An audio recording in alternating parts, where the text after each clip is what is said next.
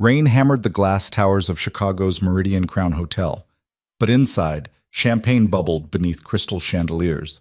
Selena Vale stood frozen at her own ex-fiance's wedding reception, watching Graham marry her former best friend Camille, the woman who'd stolen everything. The humiliation was surgical, designed to remind Selena she was nothing. When Camille winked at her from the altar, Selena fled into the marble hallway and collided with a man dressed entirely in black. Lucien Devereaux, Chicago's most dangerous criminal. He wiped a tear from her cheek and whispered, "Walk back in there as my wife and ruin their perfect night forever." If you want to see how far revenge can take a broken woman, stay with me until the end. Hit that like button and comment with your city so I can see how far this story travels. Selena Vale had never understood true humiliation until the moment Camille Laurent sent her a wedding invitation with a handwritten note that said, "I really hope you can make it. It would mean so much to both of us." Both of them. Camille and Graham. Graham Whitlock, who 3 months ago had been Selena's fiancé, who'd promised her a future while secretly sleeping with her best friend in hotel rooms across downtown Chicago, who'd ended their engagement via text message while Selena sat in a hospital waiting room beside her dying mother. The invitation arrived on ivory cardstock with gold embossing so expensive it probably cost more than Selena's rent. She held it above her kitchen sink for 20 minutes, debating whether to burn it or vomit on it. Instead, she did something far stupider. She decided to go. Now she stood in the back corner of the Meridian Crown Hotel's grand ballroom, wearing a simple black dress she'd bought on clearance, watching 200 of Chicago's wealthiest people celebrate the union of the man who'd destroyed her and the woman who'd helped him do it. The room smelled like gardenias and cruelty. Selena's hands shook as she gripped her champagne glass, the cheap fabric of her dress suddenly painfully obvious among the silk gowns and diamond necklaces surrounding her. A woman in Chanel glanced at Selena's shoes and whispered something to her companion. They both laughed. Selena wanted to disappear into the marble floor. Graham stood at the altar beneath an arch of white roses that must have cost $30,000. He looked perfect in his custom tuxedo, his dark hair swept back, his smile easy and confident. The kind of smile that came from never doubting you deserved everything life handed you. Camille floated down the aisle in an ivory Vera Wang gown that probably required 3 people just to carry the train. Her blonde hair cascaded in perfect waves. Her makeup looked airbrushed. She was everything Selena wasn't: polished, elegant, born into money that opened doors before she even knocked. They'd been best friends since college, or Selena thought they had been. Turned out Camille had been sleeping with Graham for 8 months. 8 months of stolen afternoons, secret phone calls, lies wrapped in concern. 8 months while Selena worked double shifts at the marketing firm, trying to save enough for her mother's medical bills, trusting the 2 people she loved most. The officiant's voice echoed through the ballroom. "Do you, Graham Whitlock, take Camille Laurent to be your lawfully wedded wife?" "I do." Graham's voice rang clear and strong, like a man who'd never broken a promise in his life. Selena's throat tightened. She shouldn't have come.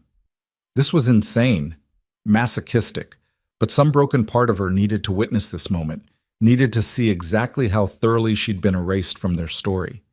Camille turned slightly during the vows, her eyes scanning the crowd until they landed on Selena standing near the back entrance. For just a second, their gazes locked. Then Camille smiled. Not a polite smile. Not an awkward acknowledgement. A smile of pure, deliberate victory. She'd wanted Selena here. Wanted her to see this. Wanted her to stand in the back of the room like a ghost haunting her own life while Camille claimed everything that should have been hers. The realization hit Selena like a fist to the sternum. This wasn't just a wedding, it was a public execution. The officiant pronounced them husband and wife. The ballroom erupted in applause. Graham kissed Camille beneath the rose arch, while a string quartet played something beautiful and devastating. Selena couldn't breathe. The walls pressed inward. The champagne turned sour in her stomach. Every face in the crowd looked like it was laughing at her, pitying her, dismissing her. She turned and fled. Her heels clicked too loudly against the marble hallway outside the ballroom.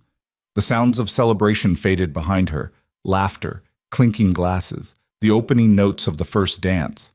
Selena pressed her back against the cold wall and tried to force air into her lungs. Tears came hot and fast. She'd cried so much over the past 3 months that she thought she'd run out. Apparently not. Her body still had reserves of humiliation left to weaponize against her. Pathetic, she whispered to herself. You're so fucking pathetic. She needed to leave, call a cab, go home, crawl into bed and never think about Graham or Camille or this nightmare again. But her legs wouldn't move. She stood frozen in the empty hallway, makeup running, chest heaving, feeling like the loneliest person in the world. Then someone spoke behind her. Rough night? Selena spun around. A man stood 10 feet away, leaning against the wall near the service elevator. He was tall, over 6 feet, dressed entirely in black. Black suit, black shirt, black tie. Even his shoes gleamed dark as oil. But it was his face that made Selena's breath catch. Sharp cheekbones, strong jaw, gray eyes that looked like they'd seen things most people couldn't survive. A thin scar cut through his left eyebrow. Another traced down the side of his neck, disappearing beneath his collar.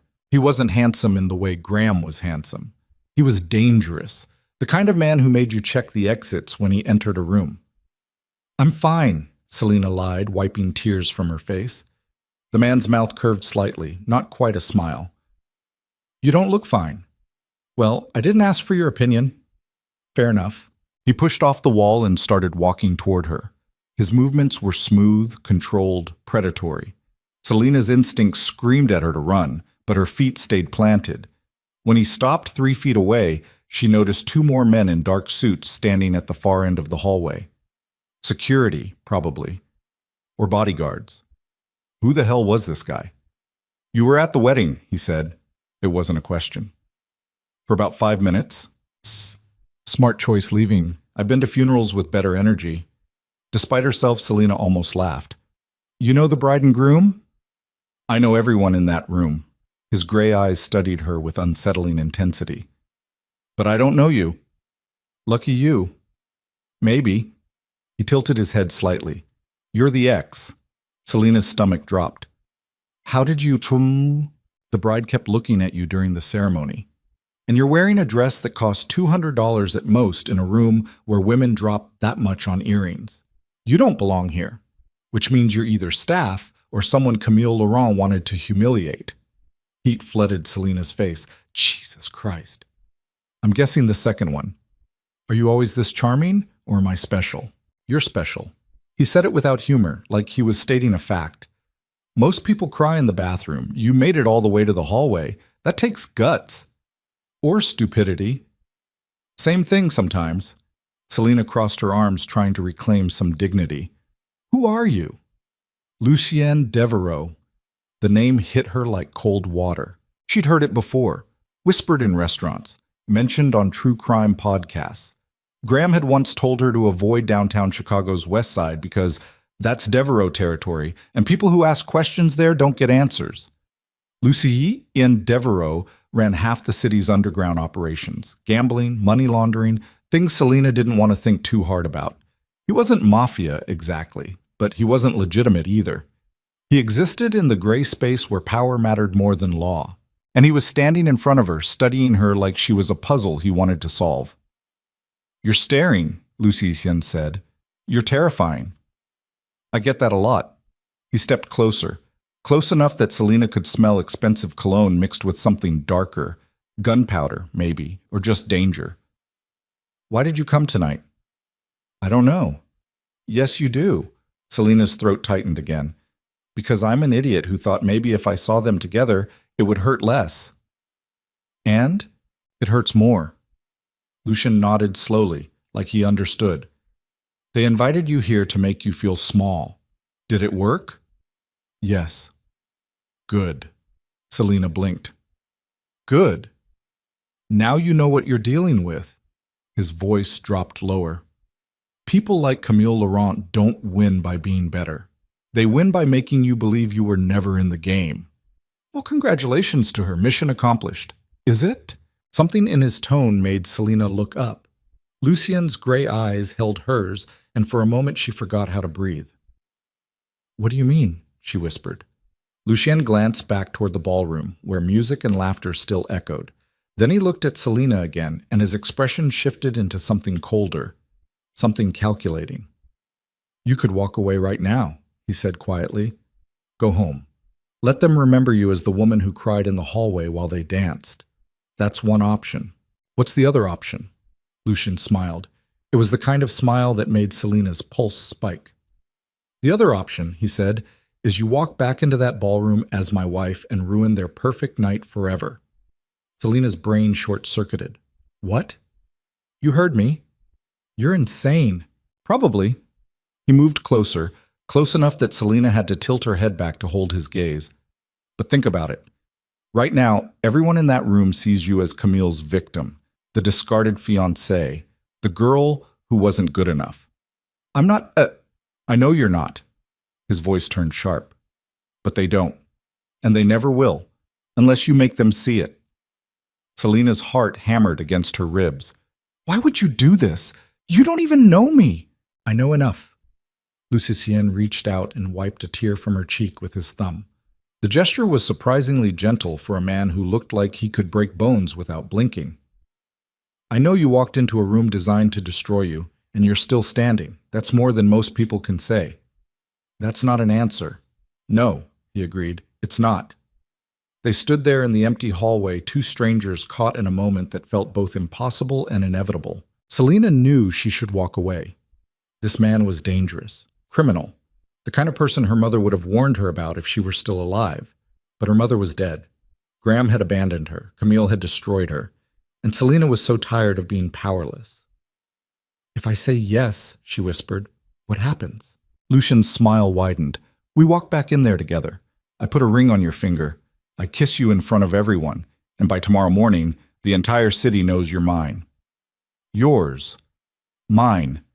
The word hung between them like a promise and a threat. "Why?" Selina asked again. "What do you get out of this? Does it matter?" "Yes." Lucien studied her for a long moment. Then he said, "I need a wife.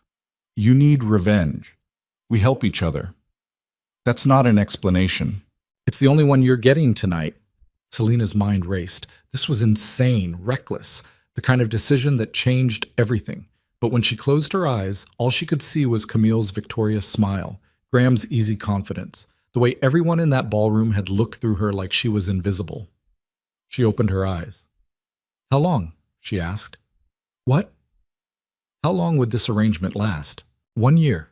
Lucian's voice was steady, certain. "1 year as my wife. After that, you're free to walk away with enough money to start over anywhere you want. And if I say no, then you go home alone and they win." Selina's hands trembled. Her whole body trembled. This was the stupidest thing she'd ever considered, but maybe stupid was exactly what she needed. "Okay," she whispered. Lucian's eyebrows rose slightly. "Okay?" "Yes." Selina lifted her chin, trying to look braver than she felt. "Let's ruin their night." For the first time, Lucian's smile reached his eyes. "Good girl." He pulled out his phone and made a call. "Bring the car around, and tell Marcus I need the ring from the safe." He hung up before anyone could respond. Selina's pulse skyrocketed. "What ring? You can't walk back in there without proper jewelry. People notice." "Lucien, do you trust me?" "No." "Smart." He gestured toward the elevator. "Come on, we have an hour to make you into someone they'll never forget." Selina followed him into the elevator, her mind screaming that this was a mistake. But her heart, her stupid, broken heart, wanted to see the look on Camille's face when she walked back into that ballroom, wearing another man's ring. The elevator doors closed, and Selina's old life ended. Lucian's penthouse occupied the top 3 floors of a glass tower overlooking Lake Michigan. The elevator opened directly into a living room larger than Selina's entire apartment, with floor-to-ceiling windows that made the city lights look like stars fallen to earth. Selina stepped out onto marble floors so polished she could see her reflection.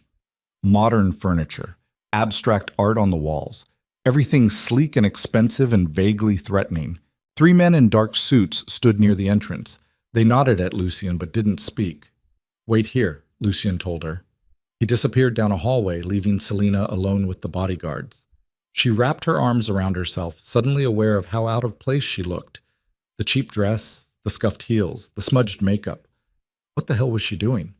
Before panic could fully set in, Lucien returned carrying a black velvet box. "Give me your hand," he said. Selina hesitated. "Lucien, your hand."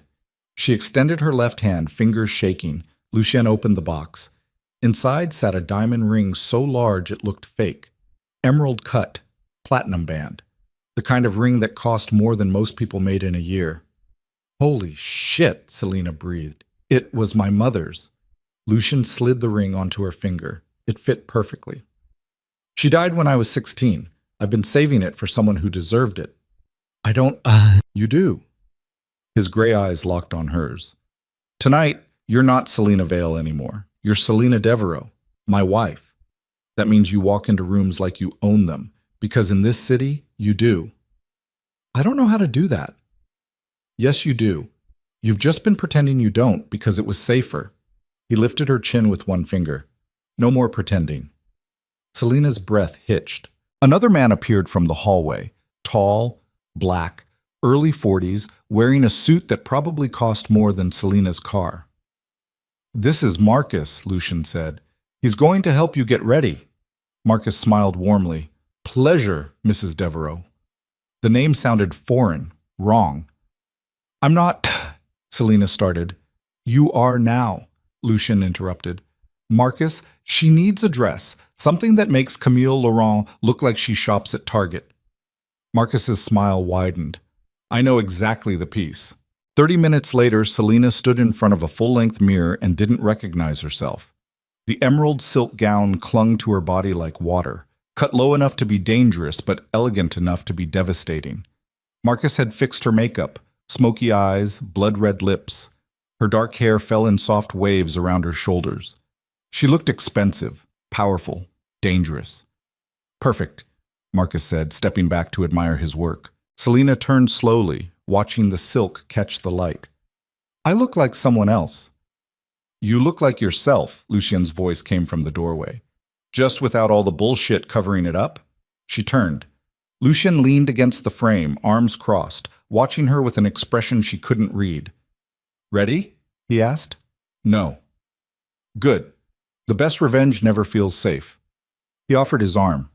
After a moment's hesitation, Selina took it. They rode the elevator down in silence. When the doors opened in the hotel lobby, Selina's stomach twisted into knots. "Last chance," Lucien said quietly.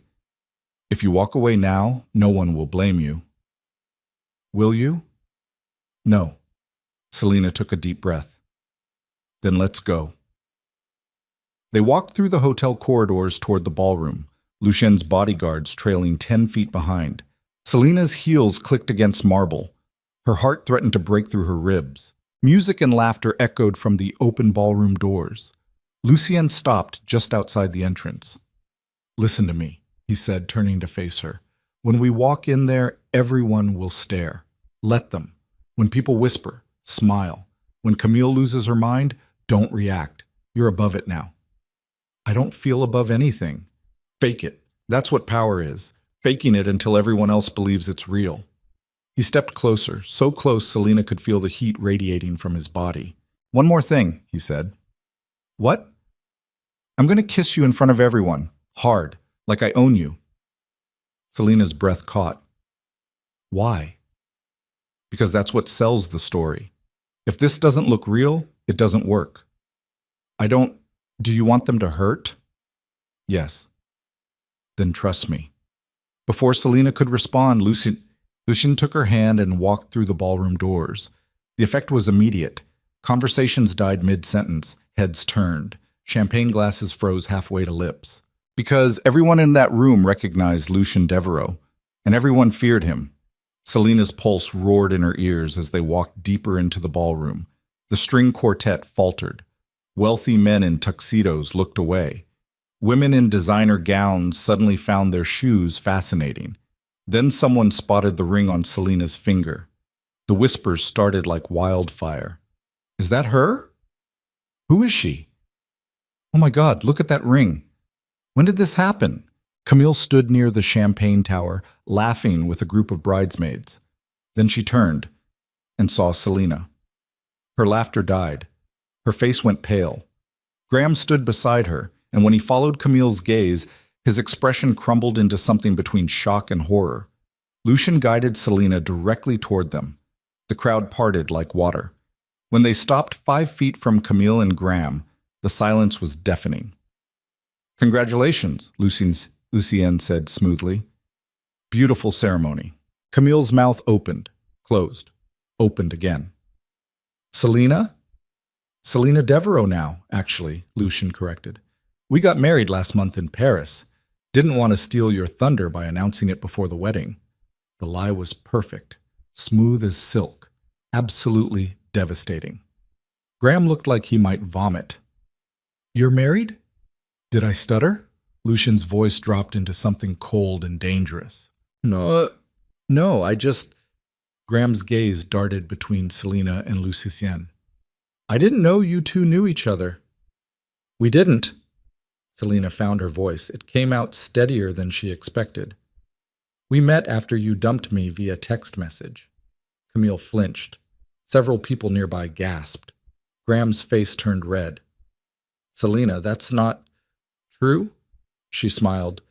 "That you broke up with me while I sat in a hospital with my dying mother? Because I have the text message if you'd like to see it." "Jesus Christ," someone whispered. Lucien's hand tightened on Selena's waist. Possessive, protective. "I think we've said enough," he told Graham. His voice was quiet, but it carried the kind of weight that made men twice his size back down. "Enjoy your wedding." He started to turn away. Then Camille spoke. "This is pathetic, Selena." Her voice shook with barely controlled rage. "You crashed my wedding with some criminal just to make yourself feel important?" The ballroom went silent. Lucien stopped walking. Selena felt his entire body go still beside her, like a predator deciding whether to strike. "Camille!" Graham hissed. "Don't!" But Camille was too angry to stop. "Everyone knows what he is. You think marrying Chicago's most wanted makes you special? It makes you desperate." Selena should have felt humiliated. She should have felt small. But standing beside Lucien, wearing a dress worth more than Camille's wedding budget, she felt something else entirely. Power. "You're right," Selena said softly. "I am desperate. Desperate to never be weak enough to betray someone the way you betrayed me." Camille's face twisted. Before she could respond, Lucien turned to face her fully. "One piece of advice," he said, his voice terrifyingly calm. "Next time you insult my wife, make sure you're not standing in a ballroom funded by investors I control." Camille went pale. Graham grabbed her arm. "We're leaving." "Smart choice," Lucien said. He turned back to Selena, and his expression softened just slightly. Then he kissed her. Right there in the middle of the dance floor, in front of everyone. His mouth claimed hers with brutal possession, one hand tangling in her hair while the other pressed against the small of her back. The kiss was slow, deliberate, absolutely filthy. Selena's mind went blank. When Lucien finally pulled back, his gray eyes burned into hers. "Now they'll remember you," he whispered against her lips. The ballroom erupted in whispers. Cameras flashed. Someone dropped a champagne glass. And Selena realized there was no going back from this. She was Lucien Devereaux's wife now, for better or worse. She just didn't know which yet. The penthouse felt different when they returned after midnight, colder somehow, despite the floor-to-ceiling windows that usually trap the city's reflected heat. Lucien's bodyguards dispersed into shadows the moment the elevator doors opened, leaving Selena alone with her new husband in a living room that suddenly felt too large and too quiet. She stood near the windows, still wearing the emerald dress, watching Chicago's lights blur through the glass. Her hands wouldn't stop shaking. "You did well tonight," Lucien said behind her. Selena didn't turn around. "I feel like I'm going to throw up." "That's normal." "Is it?" She pressed her palm against the cool glass. "Because nothing about tonight felt normal." Footsteps approached. Then Lucien's reflection appeared beside hers in the window. He'd removed his jacket and rolled up his sleeves, revealing forearms covered in scars she hadn't noticed before. "The adrenaline crash hits everyone differently," he said. "For some people it's nausea. Others can't stop shaking. I knew a guy who laughed for 3 hours straight after his first real fight." "What about you?" "I don't crash anymore." Selena finally looked at him. "What does that mean?" It means I've done this too many times to feel anything but tired. He moved to the bar cart and poured 2 glasses of something amber. Whiskey, probably. Here. She took the glass but didn't drink. I lied to 200 people tonight. Yes. Pretended to be your wife. You are my wife. Legally. Lucien drank his whiskey in one swallow. We're going to the courthouse tomorrow morning to make it official. Selena's stomach dropped. Tomorrow? No point waiting, the story's already out there. By sunrise, every news outlet in Chicago will be running headlines about my surprise marriage. He refilled his glass. We need the paperwork to match. This is insane. You said that already? Because it's still true. Selena set down her glass hard enough that whiskey sloshed over the rim. I don't know anything about you. You could be a serial killer for all I know. I'm not. That's exactly what a serial killer would say. Lucian's mouth twitched, almost a smile. Fair point. He crossed to the windows and stood beside her, close enough that Selena could smell his cologne mixed with something sharper. Gunpowder, maybe. Or just danger wrapped in expensive fabric. Ask me 3 questions, he said. What? 3 questions. I'll answer honestly. His gray eyes caught the city lights. After that, we don't talk about the past again unless absolutely necessary. Selena studied his face, the scar through his eyebrow, the hard line of his jaw, the way he held himself like a man who'd learned early that showing weakness meant dying. Why do you need a wife? She asked. Because my enemies use every weakness against me, and being unmarried makes me look vulnerable. A man with a wife has something to protect. That makes him more dangerous, not less. That's a terrible reason to get married. I didn't say it was a good one. Lucian turned to face her fully. Next question. Selena's pulse quickened. What happened to your last relationship? Something flickered across Lucien's face. Pain, maybe. Or just exhaustion. I had a younger sister, he said quietly. Elena. She was 19 when a rival organization kidnapped her to get leverage on me. They held her for 3 days before I found her. And I was too late. His voice went flat, empty. They killed her because I couldn't negotiate fast enough. Because I chose revenge over rescue. Selena's chest tightened. Lucien. Last question. She wanted to ask about the scars, about the bodyguards, about what exactly he did that made politicians nervous and criminals careful. Instead, she asked, Do you regret this? Choosing me. Lucien looked at her for a long moment. Then he reached out and wiped a smudge of lipstick from the corner of her mouth with his thumb. No, he said. You remind me of her, Elena. Not physically, but the way you refused to stay down tonight, the way you walked back into that ballroom knowing everyone would judge you. That's what she would have done. I'm not your dead sister. I know. His hand dropped. But maybe if I can protect you, it'll make up for failing her. The honesty in his voice caught Selena off guard. She'd expected manipulation, lies, some hidden agenda wrapped in charm. Instead, she got broken truth. I can't be your redemption project, she whispered. You're not. You're my wife. Lucien stepped back, putting distance between them. Marcus will show you to your room. We leave for the courthouse at 9 tomorrow morning. Wait, my room? Did you think we'd be sharing? Something cold flickered in his eyes. This is a business arrangement, Selena. Not a love story. The words hit harder than they should have. Right, she said. Business. Marcus will explain the rules tomorrow. For tonight, just try to sleep. He walked away, disappearing down a hallway lined with modern art that probably cost more than Selena's college tuition. She stood alone in the living room, still wearing a borrowed dress, a stranger's ring heavy on her finger. What the hell had she done? Bang. Morning came too fast and too bright. Selena woke in a bed larger than her old apartment's entire bedroom, wrapped in sheets with a thread count she couldn't even calculate.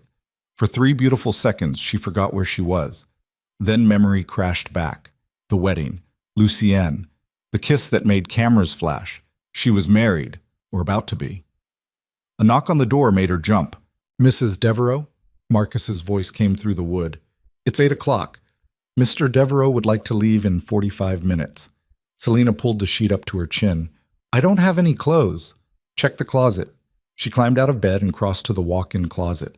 When she opened the door, her breath caught. Dozens of outfits hung in neat rows. Designer labels. Every size a perfect match. Shoes lined the bottom shelves. Heels, flats, boots. A jewelry case sat on the center island. How did you... she started. Mr. Devereaux had everything delivered last night while you were at the reception, Marcus said through the door. He's very efficient when he wants to be. Efficient, right, because this was business. Selina chose a simple black dress and heels, applied minimal makeup, and tried not to think about the fact that she was about to legally bind herself to a man who collected scars like souvenirs. When she emerged from the bedroom, Lucien was waiting by the elevator. He wore a dark suit that made him look like he'd stepped out of a Mafia movie. His gray eyes swept over her once, assessing. Good, he said. You look like you belong. I don't. Fake it. The courthouse was gray concrete and fluorescent lights. Nothing romantic. Nothing warm. Just bureaucracy and witnesses who didn't care. Lucian's lawyer had already filed the paperwork. All Selina had to do was sign. Her hand trembled as she held the pen. Second thoughts? Lucien asked quietly. About 1,000 of them. Want to back out? Selina thought about Camille's victorious smile, Graham's easy betrayal, the way she'd felt invisible for months. No, she said. She signed her name. Lucien signed his. The clerk stamped the marriage certificate with the enthusiasm of someone processing parking tickets. Congratulations, she droned. You're legally married. And just like that, Selina Vale became Selina Devereaux. No vows, no flowers, no family. Just two damaged people stepping into something neither fully understood. Ishag. The first week of marriage felt like living in a museum. Beautiful, untouchable, cold. Lucien disappeared most days, leaving before sunrise and returning after midnight. When he was home, he was polite but distant, like a stranger Selina happened to share square footage with. Marcus became her guide to this new world. He explained the rules. Mr. Devereaux has enemies, Marcus said one afternoon while they sat in the penthouse living room. People who would hurt you to hurt him. That means you don't go anywhere without security. You don't talk to reporters. You don't trust anyone who approaches you in public. Not even friends? Especially not friends. Marcus's expression softened. I know this seems extreme, but the people who want to hurt Mr. Devereaux don't play fair. Selina thought about Lucian's dead sister, the scars on his body, the way bodyguards shadowed his every movement. What exactly does he do? She asked. He facilitates transactions. That's not an answer. It's the only one I can give. Marcus stood. There's a charity gala tomorrow night. You'll need to attend with him. It's important people see you together. Why? Because appearances matter in this city, and right now, you're his most valuable asset. Asset, not wife, not partner, asset. Selina wanted to throw something. What? The charity gala was held at the Drake Hotel, a gilded palace of old money and older secrets. Selina wore a deep red gown that Marcus swore made her look like she could kill a man with one glance. She hoped it was true. Lucien met her in the penthouse lobby wearing a tuxedo that should have been illegal. When he saw her, something flickered in his eyes. Appreciation, maybe, or just calculation. You clean up well, he said. Don't sound so surprised. I'm not. He offered his arm. Ready to smile and lie for 3 hours? Is that all marriage is to you? Mostly. The ballroom at the Drake rivaled the Meridian Crown in sheer opulence. Crystal chandeliers, marble columns, women dripping in diamonds, and men reeking of power. The moment Selina entered on Lucien's arm, conversations shifted. Eyes tracked them. Whispers followed like smoke. Ignore them, Lucien said quietly. Hard to ignore 200 people staring. They're not staring at you. They're staring at me and wondering why I chose you. Comforting. It should be. It means you're interesting. A man in his 60s approached, silver hair, expensive suit, smile that didn't reach his eyes. Lucien, he said warmly. Good to see you. Senator Garrison. Lucien's voice cooled. Enjoying the gala? Always do. The senator's gaze slid to Selina. And this must be the famous wife everyone's talking about. Selina Devereaux. she said, extending her hand. The senator took it, holding on just slightly too long. Pleasure. I knew your late mother, actually. Wonderful woman. Terrible what happened. Selina's smile froze. You knew my mother? Of course, we served on several hospital boards together before her illness. His grip tightened. She must have been so proud to see you marry into such a prominent family. Something about his tone felt wrong, mocking. Lucian stepped closer, a subtle shift that put his body between Selina and the senator. My wife and I should make the rounds, Lucienne said. Always a pleasure, Senator. They walked away before Garrison could respond. Who was that? Selina asked once they were out of earshot. Someone who thinks he's untouchable because he has political connections. Is he? No one's untouchable. Lucien's jaw tightened. But he's protected enough to be dangerous. He knew my mother. He knows everyone's mother. That's how men like him operate. They collect information and use it as leverage later. Selina's stomach churned. Did he do something to her? I don't know. Lucian glanced back at the senator, who was now laughing with a group of men in identical tuxedos. But I'll find out. The rest of the gala passed in a blur of champagne and forced smiles. Lucienne introduced Selina to politicians, businessmen, and people whose professions were never quite explained. Everyone treated her with careful politeness, the kind reserved for dangerous animals that might bite. She hated every second, but she smiled anyway, because that's what Lucienne's wife did. They returned to the penthouse near midnight. Selina kicked off her heels the moment the elevator doors closed, her feet screaming in relief. I need a drink, she muttered. Join the club. Lucienne poured them both whiskey while Selina collapsed onto the couch, her red dress pooling around her like blood. Does it ever get easier? She asked. The lying? No. Lucian handed her a glass. You just get better at pretending it doesn't bother you. That's depressing. Welcome to my world. They drank in silence for a moment. Then Selina said, Senator Garrison creeped me out. He should.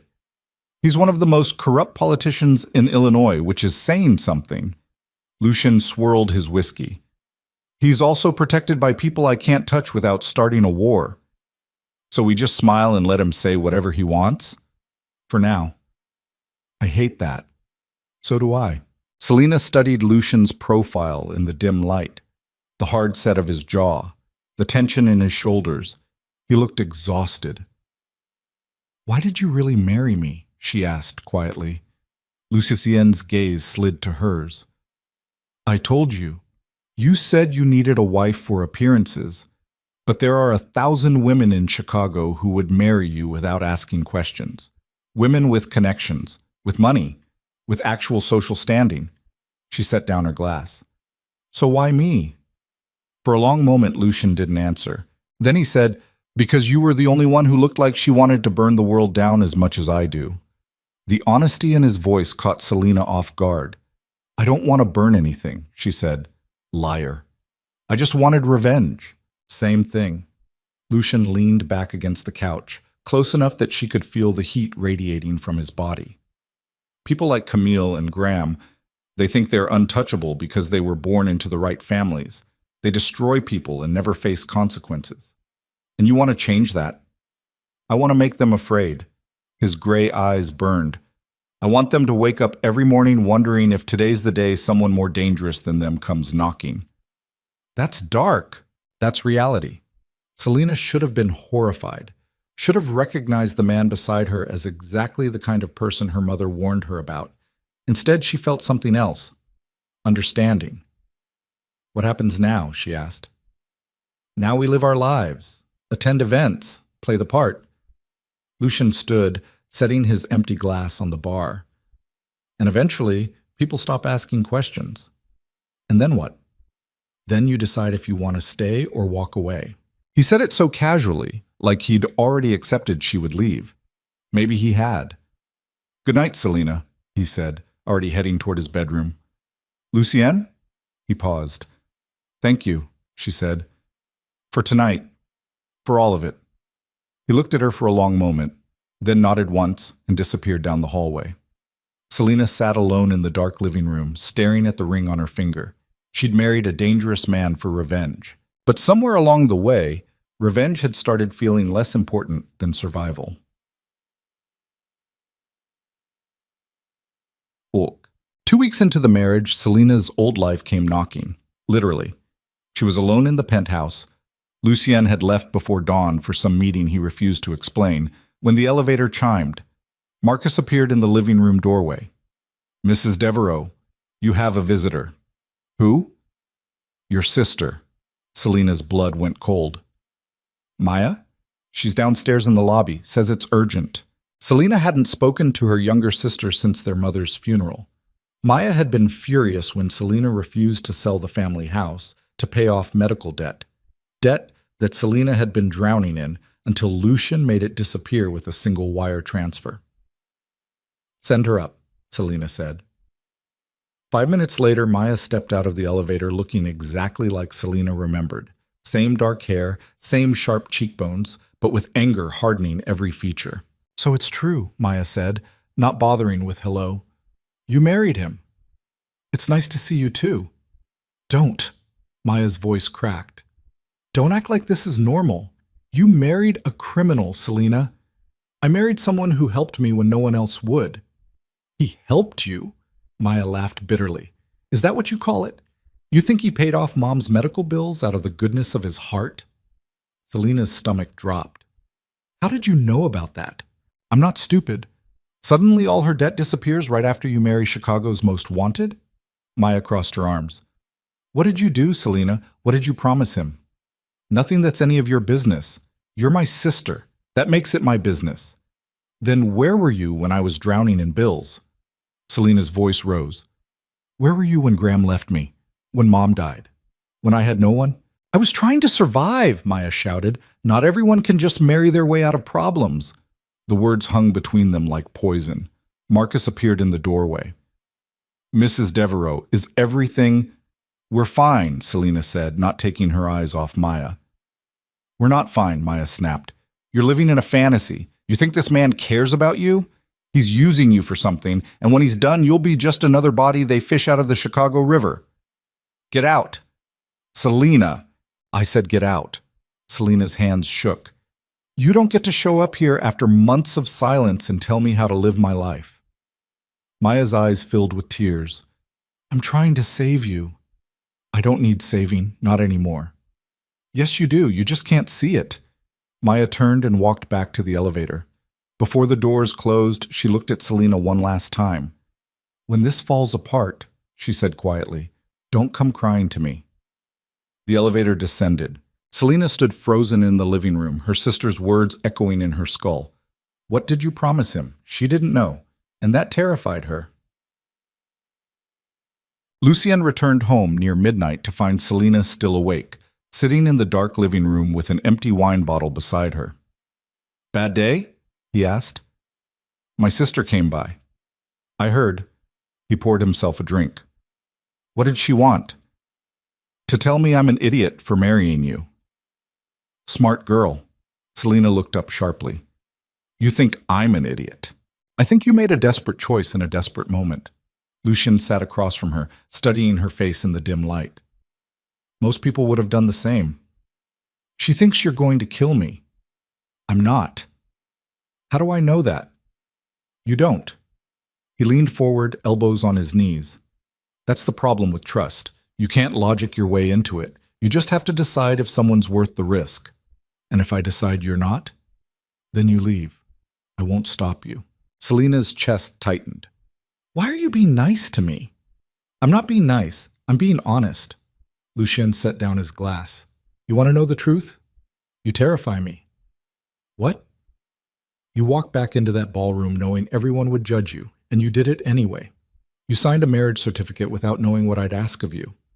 You're either incredibly brave or incredibly broken, and I can't figure out which. Maybe both. Maybe." His gray eyes held hers. "But either way, you're dangerous. And dangerous people make me nervous." "I'm not dangerous." "Yes, you are. You just don't know it yet." They sat in silence for a long moment, the city lights casting shadows across Lucien's scarred face. Then he said, "Your sister's right about one thing. This life isn't safe. People will try to hurt you to get to me. They'll use every weakness they can find. I don't have any weaknesses left to use. Everyone has weaknesses. He stood. The question is whether you're strong enough to protect them. He walked toward his bedroom, leaving Selina alone with her thoughts. She looked at the ring on her finger, Lucian's dead mother's ring, and wondered if Maya was right. Was she living in a fantasy? Or had she finally found someone who understood that sometimes survival meant becoming the thing everyone feared? The turning point came 3 days later. Selina was shopping downtown with two of Lucien's bodyguards, trailing at a respectful distance when she saw Camille across the street. Her former best friend looked perfect as always, designer coat, leather boots, blonde hair catching the afternoon sun. Their eyes met. For a moment, neither moved. Then Camille crossed the street. "Selina," she said, her voice dripping false warmth. "What a surprise." "Camille, I've been meaning to reach out." Camille's smile didn't reach her eyes. "Graham and I felt terrible about how things ended between us." "Did you?" "Of course. We never meant to hurt you." Selina's bodyguard shifted closer, sensing tension. "You invited me to your wedding," Selina said quietly. "You wanted me there to watch you win." Don't lie. Not anymore." Selina stepped closer. "You took everything from me because you could, because I was too weak to stop you." Camille's mask slipped. "And now what? You married a criminal and suddenly you think you're powerful?" "I don't think anything. I know." "You know nothing." Camille's voice turned venomous. "You're playing dress-up in a world you don't understand. And when Lucien gets bored of you, and he will, you'll have nothing again." Something inside Selina snapped. Not anger, not rage, something colder. "You're right," she said softly. "I don't understand this world, but I'm learning. And the first lesson Lucien taught me is that power isn't about being perfect. It's about being willing to do what others won't." She leaned closer, close enough that only Camille could hear. "So here's what's going to happen. You're going to walk away. You're going to leave Chicago, and you're never going to speak my name again. Because if you do, I'll make sure everyone knows about the offshore accounts Graham's been hiding, the fraud, the embezzlement, every dirty secret you thought was safe." Camille went pale. "You're bluffing. Try me." For the first time, Camille looked afraid. She stepped back, nearly tripping over the curb. "You've changed," she whispered. "Yes," Selina said. "I have." Camille turned and fled. Selina stood on the sidewalk, her heart pounding, adrenaline screaming through her veins. She'd just threatened someone, and it felt incredible. One of the bodyguards spoke into his radio. "Mrs. Devereaux had contact with Camille Whitlock. Situation handled." Selina barely heard him. She was too busy realizing that somewhere between signing a marriage certificate and learning to weaponize information, she'd stopped being the woman Graham abandoned. She'd become someone new, someone dangerous. And she wasn't sure if that terrified her or thrilled her. That night, Lucien found her on the penthouse balcony, staring at the city lights. "Heard you threatened Camille Laurent today," he said. "Your spies work fast." "They're paid to." He joined her at the railing. "Want to tell me what happened?" Selina recounted the confrontation. When she finished, Lucien was quiet for a long moment. Then he said, "Were you bluffing about Graham's offshore accounts?" "I don't know. Do you have that information?" "I have information on everyone." He studied her face. "The question is whether you're ready to use it." "I don't know." "Figure it out, because once you cross that line, there's no going back." Selina's hands tightened on the railing. "Maya was right. I'm turning into something I don't recognize." "No, you're turning into who you always were underneath." Lucien moved closer. "The question is whether you're brave enough to accept it." "What if I don't want to?" "Then leave. Walk away. Go back to being invisible." The word hit like a slap. Invisible. That's what she'd been before Lucien, before the ring, before she learned that power came from being willing to hurt first. "I can't go back," she whispered. "I know." Selina turned to face him. "What does that make me?" Lucien reached out and tucked a strand of hair behind her ear. The gesture was surprisingly gentle for a man covered in scars. "It makes you mine," he said quietly. Not a question, a statement. And somewhere deep inside, Selena realized he was right. She'd crossed a line tonight, threatened someone, weaponized information, become the kind of person who made others afraid. There was no going back from that. She was Lucien Devereaux's wife now, for better or worse. And God help anyone who tried to hurt her again. The shift happened slowly at first, then all at once. Over the next 3 weeks, Selena stopped pretending the marriage was temporary. She learned the names of Lucien's inner circle, men who spoke in code and carried guns beneath expensive suits. She attended meetings where business deals were negotiated over whiskey and thinly veiled threats. She discovered that power in Chicago wasn't about money or connections. It was about knowing which secrets to keep and which ones to weaponize. And Lucien taught her all of it, not through lectures or explanations, but through observation. He let her sit in rooms where politicians made promises they'd never keep. He showed her how information moved through the city like currency, more valuable than cash, more dangerous than violence. He never once told her to look away or leave when conversations turned dark. Instead, he treated her like an equal, like someone capable of surviving in his world. And slowly, terrifyingly, Selena realized she was. The first time she used what she'd learned, it was against Graham.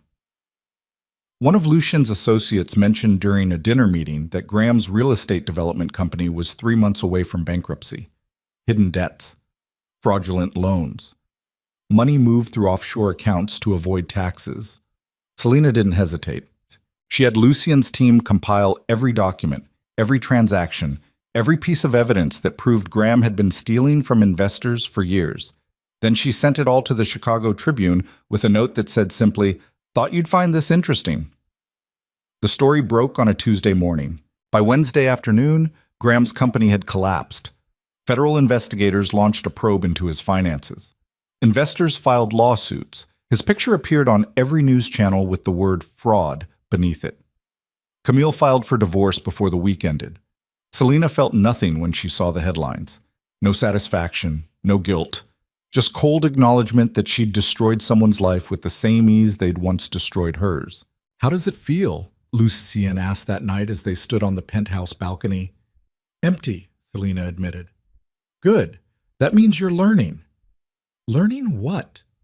"That revenge doesn't fix anything. It just makes you dangerous enough that people stop hurting you." She looked at him. "Is that what you are? Dangerous enough that people leave you alone?" "No." Lucien's jaw tightened. "I'm dangerous enough that people fear what happens if they don't." "What's the difference?" "One is defense. The other is control." He turned to face her fully. "And control is the only thing that keeps you alive in this world." Selena's chest tightened. "I don't want to control anyone." "Then you'll die. Or worse, you'll lose everything and spend the rest of your life powerless." His gray eyes burned into hers. "Is that what you want?" "No." "Then stop pretending you're still the woman Graham abandoned. You're not.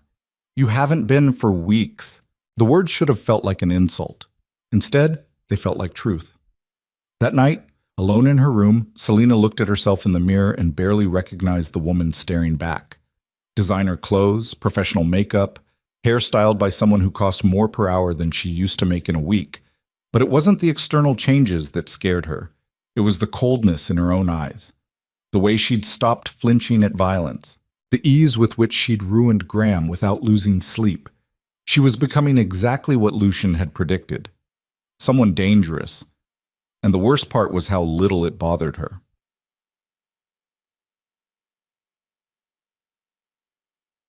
The dinner party was Lucien's idea. "We're hosting," he announced one morning over coffee. 20 guests, politicians, businessmen, people who need to see us together." Selena set down her cup. "Why?" "Because rumors are spreading that our marriage isn't real, that you're just a prop I'm using for appearances." His voice went cold. "We need to remind them you're more than decoration." "How do we do that?" "You stand beside me. You speak when spoken to. You let them see that you're not afraid of this world." "What if I am afraid?" "Then lie better." The party was scheduled for Friday night. Selena spent 3 days preparing, learning names, memorizing backgrounds, studying the web of connections that held Chicago's elite together. Marcus helped her choose a dress. Midnight blue silk that clung to her body like water. Diamonds at her throat, real ones, not the cubic zirconia she'd worn to her own college graduation. "You look like you could ruin someone's life," Marcus said approvingly. "Is that a compliment?" "In this world? Absolutely." Guests began arriving at 7. Selena stood beside Lucien at the entrance, shaking hands and smiling until her face hurt. Politicians with fake tans and real power. Businessmen who made their fortunes through methods no one discussed. Women who looked at Selena with thinly veiled curiosity, some jealous, some pitying, all wondering how long she'd last. Senator Garrison arrived fashionably late, his silver hair perfect, his smile sharp as broken glass. "Lucy Yen," he said warmly, "and the lovely Mrs. Devereaux. Thank you for the invitation." Selena's skin crawled when he kissed her hand. "Senator," Lucian said, "glad you could make it." "Wouldn't miss it. Your home is stunning." Garrison's eyes swept the penthouse. "Though I imagine it's quite different from what Selena grew up with." The comment landed like a knife between the ribs. Subtle, cruel, designed to remind everyone that Selena didn't belong. "Different, yes," Selena said smoothly, "but I've always been good at adapting." "Clearly." Garrison's smile didn't waver. "Your mother would be proud." There it was again, the mention of her mother. The way Garrison said it felt wrong, like he was testing her reaction. Lucien's hand tightened on Selena's waist. A warning. "We should let you mingle," Lucian said. "Enjoy the evening, Senator." Garrison moved into the crowd, immediately surrounded by men in expensive suits. "He knows something," Selena whispered. "About what?" "My mother. He keeps mentioning her like it means something." Lucien's expression darkened. "I'll have someone look into it." The dinner itself was excruciating. 20 people seated around a table long enough to require shouting to be heard at the opposite end. Conversation flowed between business deals and political gossip, everyone speaking in coded language that said everything and nothing simultaneously. Selena sat beside Lucien, sipping wine and pretending she understood the subtext beneath every sentence. Then Senator Garrison cleared his throat. "Lucien, I have to ask," he said loud enough that everyone fell silent. "How exactly did you and Selena meet? The story seems to change, depending on who's telling it." The room went still. All eyes turned to Lucian and Selena. Lucian's face remained impassive. "We met at a wedding." Yes, the famous wedding." Garrison's smile widened. "Camille Laurent's wedding, if I recall correctly. To Selena's former fiancé." Selena's blood ran cold. "That must have been difficult," Garrison continued, his voice dripping false sympathy. "Watching the man you loved marry your best friend." "Ancient history," Selena managed. "Is it?" Garrison leaned forward. "Because from what I understand, you and Lucian were married less than 24 hours after that wedding. Quite the whirlwind romance." Lucian's voice turned to ice. "Is there a point to this, Senator?" "Just curious." Garrison shrugged. "It's unusual, that's all. A woman marries a powerful man the same night her ex-fiancé gets married. Some might call it suspicious. Some might call it none of their business," Lucian said quietly. But the damage was done. Whispers rippled around the table. Guests exchanged glances. The carefully constructed image of a legitimate marriage began cracking. Garrison had just publicly called Selena a gold digger, and everyone at the table believed it. The guests left within an hour. Polite excuses. Sudden early mornings. The kind of mass exodus that happened when scandal hung in the air, thick enough to choke on. The moment the last person stepped into the elevator, Lucien turned to Selena. "Go to your room," he said. "Lucien, now." His voice left no room for argument. Selena fled to her bedroom and paced the floor, adrenaline screaming through her veins. She'd been humiliated. Again. In front of Chicago's most powerful people. Because of Garrison. 20 minutes later, Lucien appeared in her doorway. "Pack a bag," he said. "What?"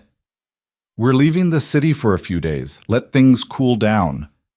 Running away doesn't fix this. No. But staying here while every media outlet in Chicago runs stories about my fake marriage doesn't help either. He leaned against the doorframe. "We're going to the lake house upstate. No press, no politicians, just us." "I don't want to go to a lake house. I want to—" "What? Confront Garrison? Defend yourself to people who've already made up their minds?" Lucien's voice turned sharp. You're thinking with emotion. That's how people get killed. I don't care. Well, I do. He pushed off the doorframe and crossed to her. You want to know why Garrison keeps mentioning your mother? Because he's trying to get under your skin. He wants you angry and reckless, so you make a mistake he can exploit. Then let me make the mistake. No. Lucien grabbed her shoulders. Listen to me. This world eats people like you alive. People who lead with their hearts instead of their heads. If you go after Garrison now, he'll destroy you. I'm already destroyed. Did you see how they looked at me tonight? They looked at you like prey. And if you prove them right by doing something stupid, that's exactly what you'll become. Selina jerked away from him. So what do I do? Hide? Pretend everything's fine? You wait. You learn. You get stronger. Lucien's eyes burned. And when you're ready, you take everything from him the way he tried to take everything from you. How long will that take? As long as it needs to. Selina wanted to scream, to throw something, to burn down the entire city and everyone in it. Instead, she said, Fine, we'll go to the lake house. Smart choice. Don't patronize me. Then don't act like a child. The words hit like a slap. Selina's hands balled into fists. Get out! Selina, I said get out! Lucien stared at her for a long moment. Then he turned and left without another word. Selina collapsed on the bed, her entire body shaking. She'd traded one humiliation for another, and she had no idea how to fix it. They drove upstate in silence. Lucien's lake house sat on 50 acres of private land surrounded by forest and water. No neighbors, no press, just brutal isolation. Selina hated it immediately. The first 3 days passed in tense silence. Lucien disappeared for hours, conducting business over encrypted calls. Selina wandered the property, trying to quiet the rage burning inside her chest. On the fourth day, Marcus arrived with news. Selina was sitting on the dock when she heard raised voices from the house. She climbed the hill and found Lucien and Marcus in the study, a laptop open between them. What's going on? She asked. Marcus looked at Lucien. Lucien's jaw tightened. Show her, he said finally. Marcus turned the laptop towards Selina. On the screen was a medical record, her mother's medical record. But something was wrong with it. The dates didn't match. The treatments listed weren't the ones Selina remembered. And at the bottom of the page was a signature she recognized. Senator Garrison. What is this? She whispered. Your mother's real medical file, Marcus said quietly. The one they buried. Selina's stomach dropped. What do you mean, real file? Lucien stood, his face carved from stone. Your mother didn't die from cancer. The words didn't make sense. Yes, she did. I was there. I watched her, You watched her die from complications caused by experimental treatments she never consented to. Lucien's voice was flat, controlled. Treatments administered through a program Senator Garrison was running through Northwestern Memorial. Selina's vision blurred. No. He was using terminal patients as test subjects for pharmaceutical trials, paying off doctors, falsifying consent forms. Marcus pointed to the screen. Your mother was one of 27 patients who died from those treatments, but the hospital covered it up because Garrison had political protection. That's not possible. It's documented. Lucien moved to her side. Everything's here. The falsified records, the payments, the cover-up. Selina's legs gave out. She sank into a chair, her entire world collapsing. Her mother hadn't died from cancer. She'd been murdered by the same man who'd humiliated Selina at dinner 4 days ago. How long have you known? She asked, her voice barely audible. Lucien hesitated. 2 weeks. The betrayal hit harder than Garrison's revelation. 2 weeks? Selina's head snapped up. You've known for 2 weeks and didn't tell me? I was waiting for confirmation. Bullshit. She stood, rage flooding through every nerve. You didn't tell me because you thought I couldn't handle it. Because you still see me as some fragile thing that needs protecting. That's not... Then what is it? Selina's voice rose. Because from where I'm standing, it looks like you've been lying to me for weeks while pretending we're partners. We are partners. Partners don't keep secrets like this. Tears burned her eyes, but she refused to let them fall. My mother is dead because of him. And you knew, and you said nothing. Lucien's expression cracked. I was trying to protect you. I don't need protection. I need the truth. The truth is you weren't ready for this information. The truth is if I'd told you 2 weeks ago, you would have done something reckless and gotten yourself killed. His voice turned sharp. And I can't lose someone else. The words hung between them. Someone else. His sister. I'm not Elena, Selena said quietly. I know. Then stop treating me like I am. Lucien's hands clenched at his sides. If I tell you everything, you'll go after Garrison. You'll walk into his world and he'll bury you before you even see it coming. Maybe, or maybe I'll bury him first. You're not ready. Then make me ready. Selena stepped closer. You said this world eats people who lead with their hearts. Fine. Teach me to lead with something else. Teach me to be as ruthless as you are. You don't want that. Yes, I do. Her voice dropped to something cold and certain. Because the woman I was before? She died in that hospital room with her mother. And the woman I'm becoming? She doesn't forgive. She doesn't forget. And she sure as hell doesn't wait for permission. Lucien studied her face for a long moment. Then he nodded slowly. Okay, he said. I'll teach you. But once we start down this path, there's no going back. Good. Selena's eyes burned. Because I'm done going back. Marcus cleared his throat. There's something else. What? Lucien asked. Garrison knows we're looking into him. He's already moving assets, calling in favors, and he just filed a federal complaint against you for racketeering. Lucien's expression went murderous. When? This morning. It'll hit the news by tonight. Selena's mind raced. Garrison wasn't just covering his tracks. He was launching a preemptive strike, trying to take Lucien down before they could expose what he'd done. We need to move faster, she said. Not we, Lucien corrected. I'll handle Garrison. You stay out of it. No. Selena, he killed my mother. Her voice cracked on the last word. He experimented on her like she was nothing, and then he stood in your penthouse and smiled at me like he'd done me a favor by knowing her. Which is exactly why you can't be involved. You're too close. Too emotional. Then use it. Selena grabbed Lucien's arm. Use my emotion. Use my rage. Use everything Garrison thinks makes me weak and turn it into a weapon. Lucien stared at her. For the first time since she'd met him, he looked uncertain. You don't know what you're asking, he said quietly. Yes, I do. I'm asking you to let me help destroy the man who murdered my mother. Selena's grip tightened. You said I was dangerous. Prove it.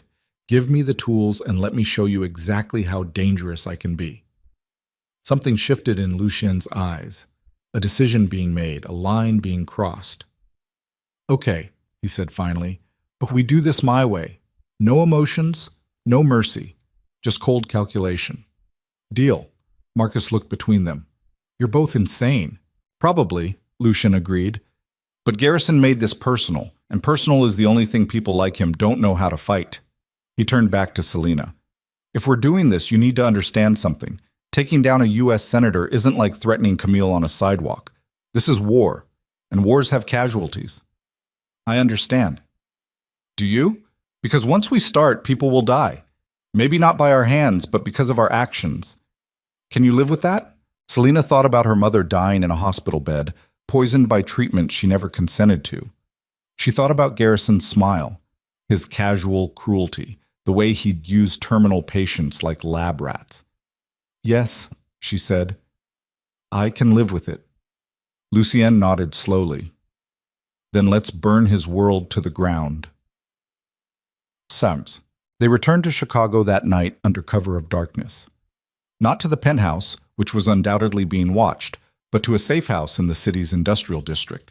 Concrete walls. No windows. Security so tight that even breathing felt monitored.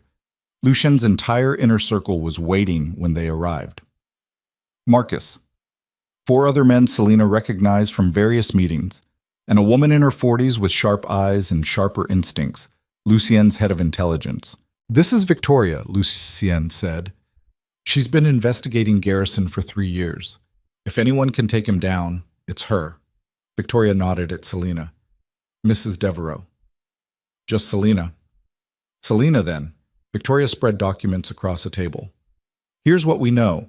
Garrison's pharmaceutical program ran from 2019 to 2023.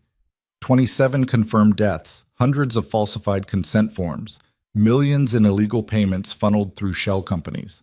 Why hasn't anyone exposed this before? Selina asked. Because everyone involved is either dead, bought off, or too scared to talk. Victoria pointed to a photograph. This was Dr. Richard Chen, the lead researcher. He tried to blow the whistle 2 years ago, died in a car accident 3 days later. Selina's stomach churned. Garrison killed him.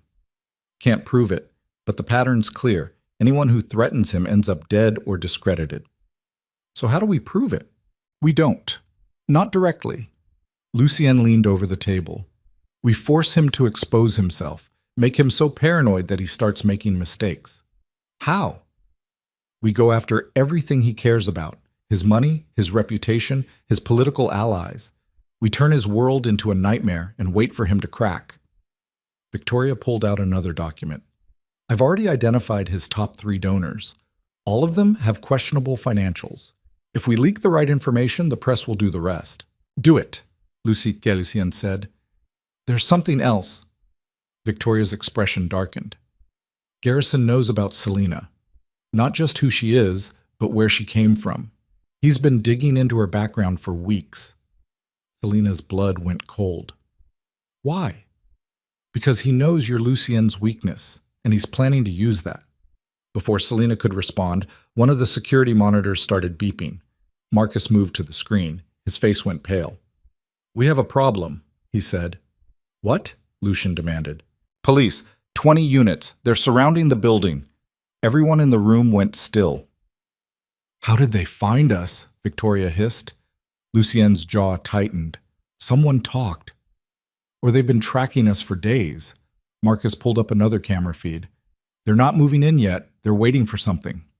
Selina's heart hammered against her ribs. Waiting for what? Then the main monitor flickered. A news broadcast appeared on screen, and Selina's entire world shattered. The headline read, Chicago crime lord's wife implicated in insurance fraud. Beneath it was her picture, and a story claiming she'd falsified her mother's medical records to collect insurance money. No, Selina whispered. But the evidence was there. Documents with her signature, bank statements showing large deposits, timestamps that made it look like she'd orchestrated everything, all of it fake, but convincing enough to ruin her. Garrison, Lucien breathed. He didn't just dig into my background, Selina said, her voice hollow. He framed me. The police radio crackled through the security feed. We have a warrant for Selina Devereaux, fraud, forgery, and conspiracy to commit insurance fraud. Marcus turned to Lucien. They're coming in. Lucien looked at Selina. For the first time since she'd met him, he looked truly afraid. We have maybe 2 minutes before they breach the building, he said quietly. If they take you, Garrison wins. He'll bury you in legal fees and public scandal until you're destroyed. So what do we do? Lucien's gray eyes held hers. We run. Oshinkis.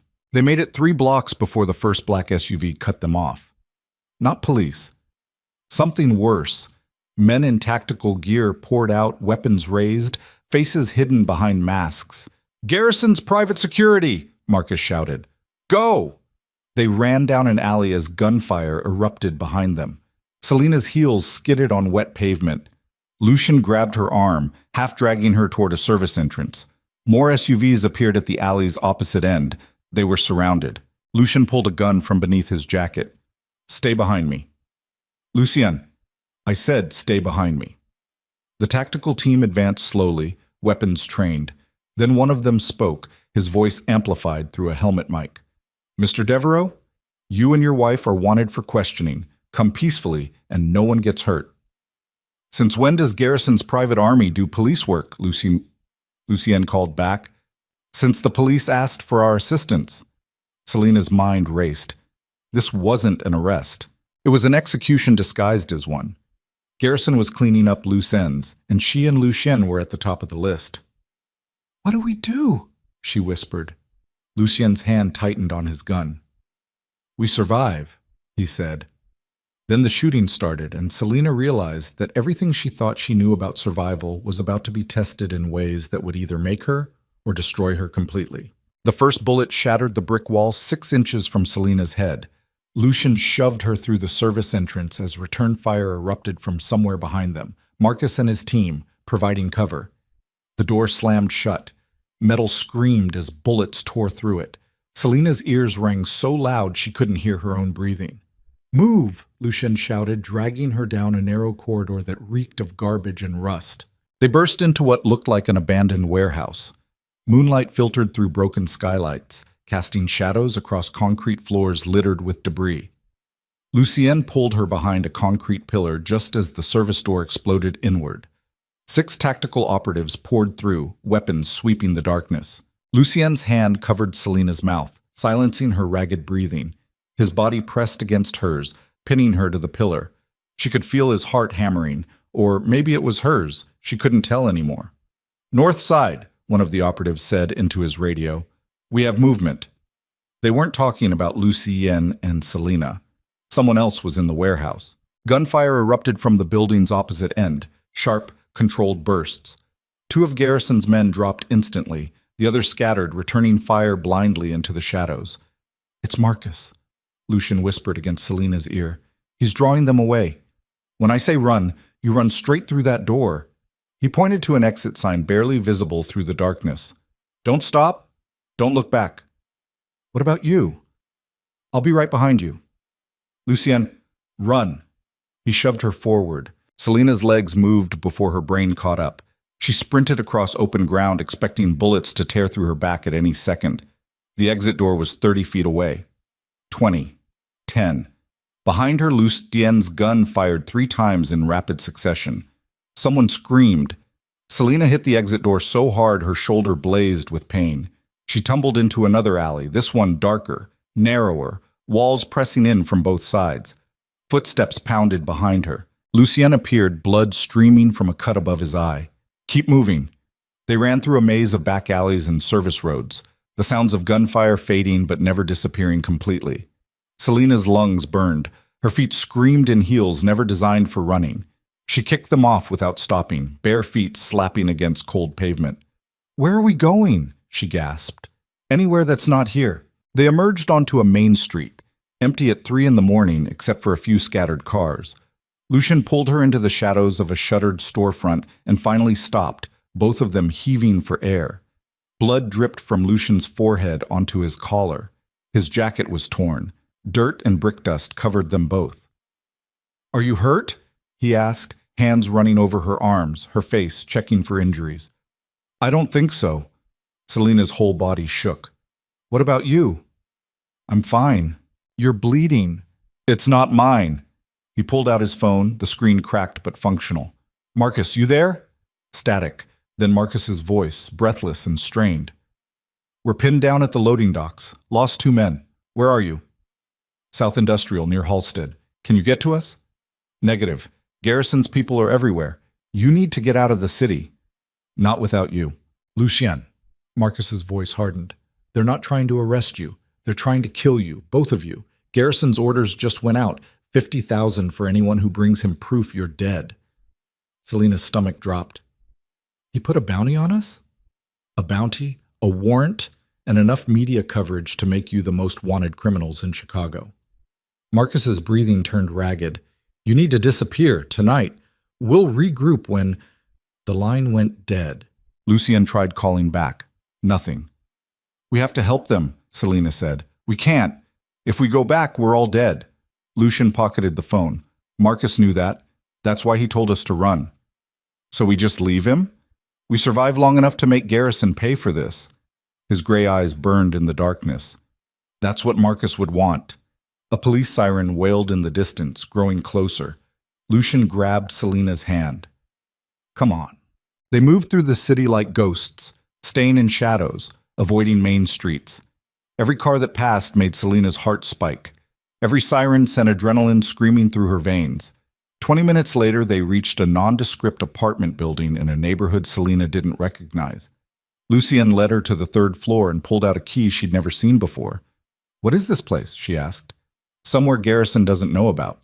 He unlocked the door. Get inside. The apartment was small, sparsely furnished, a safe house, clearly. No personal items, nothing that could identify who used it. Lucien locked the door behind them and immediately moved to the windows, checking sight lines and escape routes. His movements were automatic, practiced. This wasn't his first time running. Selena sank onto the couch, her entire body trembling. Adrenaline was giving way to shock. Her mind kept replaying the last hour. Bullets, blood, Marcus's voice cutting out. "We need to clean you up," Lucien said, kneeling in front of her. She looked down. Her feet were bleeding, cut from running barefoot on pavement. Dirt and blood smeared her legs. The emerald dress was ruined. Lucien disappeared into the bathroom and returned with a first aid kit. He cleaned her feet in silence, his touch surprisingly gentle for a man who'd killed people less than an hour ago. "I'm sorry," he said quietly. "For what?" "For pulling you into this. For making you a target." His jaw tightened. "You should have stayed away from me. You gave me a choice. You didn't know what you were choosing." Selena watched him bandage her feet, this dangerous man on his knees in front of her, looking more broken than she'd ever seen him. "You were right," she said, "about what you said at the lake house. That once we started down this path, there was no going back." "I know. I thought I understood what that meant, but I didn't." Her voice cracked. "People died tonight because of us. People died because of Garrison." Lucien looked up at her. "Don't take that guilt. It's not yours to carry. How do you do it? Live with all the death? You don't live with it. You just survive beside it." He stood, moving to the window again. "And you make sure the people responsible pay." Selena watched him stare out at the city. This man who'd promised to protect her and was now a fugitive because of it. She thought about the woman she'd been 3 months ago, the one who cried in hotel hallways and let people humiliate her. That woman was gone, burned away by gunfire and betrayal, and the cold realization that mercy was a luxury neither of them could afford anymore. "What do we do now?" she asked. "We wait until morning, see how the news spins this." Lucien's reflection in the window looked haunted. "Then we figure out how to destroy Garrison before he destroys us. And if we can't, then we die trying." Dawn came gray and merciless. Lucien had the news running on a laptop he'd pulled from a hidden compartment. Every channel showed the same story. Chicago crime lord and his wife wanted for murder, fraud, and conspiracy. Garrison had manufactured evidence linking them to the deaths of his own men. The tactical team that had tried to kill them was now being called a police-adjacent security force caught in crossfire. Everything was a lie, and everyone believed it. "We're fucked," Selena said flatly. "Not yet." Lucien's eyes never left the screen. "Garrison's moving too fast, making too much noise. He's scared." "He should be. We have evidence of what he did." "Evidence we can't use without getting arrested the moment we surface." Lucien closed the laptop. "We need something bigger, something that forces the media to investigate him instead of us." "Like what?" Before Lucien could answer, his phone buzzed, a number he didn't recognize. He put it on speaker. "Mr. Devereaux?" The voice was female, professional, unfamiliar. "My name is Rachel Kim. I'm a federal prosecutor with the Northern District of Illinois. I'd like to discuss Senator Garrison." Lucien and Selena exchanged glances. "Why would I talk to a federal prosecutor when I'm wanted for murder?" Lucien asked. "Because I don't think you killed anyone, and because I've been investigating Garrison for 18 months. Papers rustled on her end. "I know about the pharmaceutical trials, the falsified consent forms, the deaths." Selena's breath caught. "Why haven't you arrested him?" Lucien demanded. "Because every witness I've found has either disappeared or recanted their testimony. Garrison has protection all the way up to the Attorney General's office." Kim's voice hardened. "But if you have evidence, real, documented evidence, I can bring charges that even his connections can't block." "What makes you think we have evidence?" "Because Victoria Reeves worked for you, and she was the best intelligence operative in Chicago before she went private." Kim paused. "If anyone could build a case against Garrison, it's her." "Victoria's files were in the safe house," Selena said, "the one the police raided." "Then they're gone," Kim said. "Which means you need to find new evidence. Or convince someone who worked with Garrison to testify. Lucien's expression darkened. Everyone who worked with him is either dead or terrified. Not everyone. Kim's tone shifted. There's one person who might talk. Dr. Sarah Mendez. She was Garrison's head nurse during the trials. She left Chicago 2 years ago after Dr. Chen died. Lives in Wisconsin now under an assumed name. If you know where she is, why haven't you talked to her? I tried. She refused. Said if she testified, Garrison would kill her family. Kim's voice softened. But maybe she'd listen to Selena Devereaux, the daughter of one of Garrison's victims. Selena's pulse quickened. You want me to convince her to testify? I want you to tell her the truth, that Garrison won't stop until everyone who knows what he did is dead, including her. Papers rustled again. I'm sending you an address. You have 48 hours before Garrison's legal team buries you so deep you'll never see daylight again. The line went dead. Lucien stared at the phone. It could be a trap. Or it could be our only chance. Selena stood. We need to go to Wisconsin. That's insane. We're wanted fugitives. The moment we leave Chicago. What? Garrison wins? We spend the rest of our lives running? She moved to stand in front of him. You said we make him pay. This is how we do it. Lucien's jaw tightened. If this goes wrong, then we were dead anyway. He studied her face for a long moment, then nodded slowly. We leave in an hour. No phones, no credit cards, cash only. How do we get to Wisconsin without being spotted? The same way people have been running from the law for centuries. Lucien pulled out a burner phone and dialed. We find someone desperate enough to help us and pay them more than their fear is worth. The drive to Wisconsin took 4 hours in the back of a refrigerated truck hauling produce. The driver, a man Lucien paid $5,000 in cash, didn't ask questions and didn't look at them long enough to recognize their faces. They huddled together in the freezing darkness, Selena wrapped in Lucien's jacket, both of them silent. Somewhere around the Illinois-Wisconsin border, Selena finally spoke. Tell me about your sister. Lucien went still. Why? Because I need to know why you're doing this, really doing this. For a long time, he didn't answer. Then he said, Elena was 19 when they took her. Smart, funny, studying pre-med because she wanted to help people. His voice turned hollow. She had nothing to do with my business, but a rival organization thought they could use her to control me. What did they want?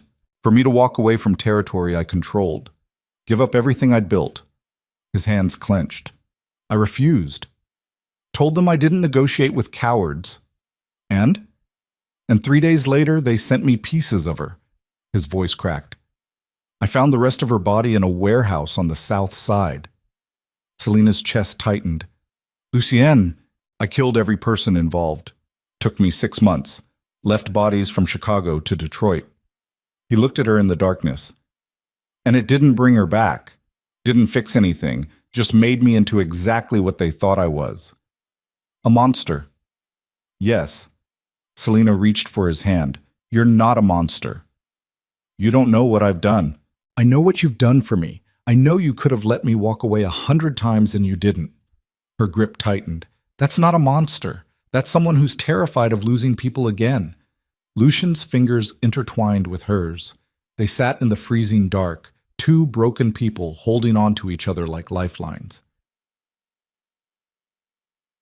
Dr. Sarah Mendez lived in a farmhouse outside a town so small it didn't appear on most maps. The truck dropped them at a gas station 3 miles away. They walked the rest, staying off main roads. By the time they reached the farmhouse, both of them were exhausted, filthy, and running on fumes. Lucienne knocked. The woman who answered was in her 50s, gray hair pulled back, eyes that had seen too much. She took one look at them and tried to slam the door. Lucien caught it with his foot. Dr. Mendez, he said, we need to talk. I don't know who you are. Yes, you do. I'm Lucien Devereaux. This is Selena. Her mother was one of Garrison's patients. Mendez's face went pale. Get off my property. Please. Selena stepped forward. My mother died because of what Garrison did. You were there. You saw it. I don't know what you're talking about. Her name was Catherine Vale. She died in 2023 from complications related to experimental treatment she never consented to. Selena's voice cracked. You were her nurse. Something flickered in Mendez's eyes. Recognition, guilt. I can't help you, she whispered. Can't or won't? Lucien asked. Both. Mendez tried to close the door again. Garrison will kill my family if I talk. Garrison will kill you anyway, Selena said. The moment he thinks you're a liability, you're dead. You, your husband, your children, everyone. Tears filled Mendez's eyes. Then what do you want from me? Testimony. On record. Everything you know about the trials. Lucien pulled out a burner phone. There's a federal prosecutor who can protect you. No one can protect me from him. We can. Selena moved closer. My mother died terrified and in pain because no one stopped him. You have a chance to make sure no one else's mother dies the same way. Mendez's resolve cracked. She sagged against the doorframe, years of guilt and fear pouring out. There were so many, she whispered. So many patients who never knew what was happening to them. Garrison would change their treatment plans, administer drugs not approved for their conditions. And when they died, he'd falsify the death certificates. How many? Lucien asked. 27 that I know of, but there could have been more. Mendez wiped tears from her face. I tried to stop it, went to the hospital board. They buried my complaint, threatened to revoke my medical license if I kept talking. So you ran. What else was I supposed to do? My daughter was 6 years old. I had to protect her. Selena understood that choice, the desperate calculus of survival. If you testify, she said gently, you'll finally stop running. Mendez looked between them. Two fugitives covered in dirt and dried blood, asking her to risk everything. Then she nodded. Okay, she whispered. I'll do it. Rachel Kim met them at a federal building in Milwaukee 3 hours later. She brought U.S. Marshals for protection and a recording device for Mendez's testimony. The deposition took 4 hours. Mendez detailed everything: patient names, dates, treatments, falsified documents. She described how Garrison had personally overseen the trials, selecting patients he deemed expendable, how he'd threatened staff who questioned the ethics, how he'd covered up deaths with the same casual efficiency most people use to schedule meetings. By the time she finished, even the marshals looked sick. Kim turned off the recorder. This is enough. With your testimony and the documentation we've recovered, I can bring charges against Garrison that will put him away for life. When? Lucien asked. 72 hours. I need to brief my superiors, get warrants signed, coordinate with Chicago PD. That's too long, Selena interrupted. Garrison will know something's wrong. He'll run or he'll come after us again. We can protect you. No, you can't. Lucien stood. Garrison has connections everywhere. The moment you start moving official channels, someone will warn him. Kim's jaw tightened. What are you suggesting? I'm suggesting we force his hand. Make him come to us. That's suicide. Maybe, but it's also the only way to guarantee he doesn't disappear. Lucien looked at Selena. Unless you have a better idea. Selena thought about her mother, about Marcus and his team pinned down in a warehouse, about every person Garrison had destroyed because he believed himself untouchable. I have an idea, she said slowly. But it's going to make you uncomfortable. Kim raised an eyebrow. More uncomfortable than harboring fugitives? Much more. Selena turned to Lucien. We need to give Garrison exactly what he wants. Which is? Me. The room went silent. Absolutely not, Lucien said. Listen, Garrison's obsessed with destroying us. He's put bounties on our heads, manufactured evidence, mobilized half of Chicago's underworld. Selena's mind raced. But what he really wants is to silence the one person who threatens his reputation most, the daughter of a woman he killed. So you want to walk into a trap. I want to set one. Selena looked at Kim. If I go public, give an interview, tell my story, Garrison will have to respond. He'll either have me arrested on those fraud charges, or he'll try to kill me to shut me up. Both scenarios end with you dead or in prison, Lucien said flatly. Not if Kim has the charges ready to file the moment Garrison makes his move. Selena turned to the prosecutor. Can you do that? Have everything prepared so that the second Garrison exposes himself, you arrest him? Kim hesitated. Theoretically, yes, but there are 1,000 ways this could go wrong. Name one that doesn't also apply to hiding for the next 20 years. Selena's voice hardened. Garrison wins if we run. He wins if we hide. The only way we beat him is by making him think he's already won. Lucian grabbed her arm. I can't lose you. You won't. You don't know that. No, but I know I can't live the rest of my life afraid of him. She touched his face. You taught me to be dangerous. Now let me prove it. For a long moment, Lucian just stared at her. Then he turned to Kim. If anything happens to her, I'll burn Chicago to the ground, starting with your office. Noted, Kim said dryly. Give me 24 hours to prepare. Then Selena can go public. The interview was scheduled for the next evening on every major news network. Selena sat in a television studio in downtown Chicago, makeup hiding the exhaustion, designer clothes hiding the cuts and bruises. Across from her sat Rebecca Walsh, a journalist known for destroying political careers with a single interview. The cameras went live. Mrs. Devereaux, Walsh began, you're wanted for multiple felonies, including murder.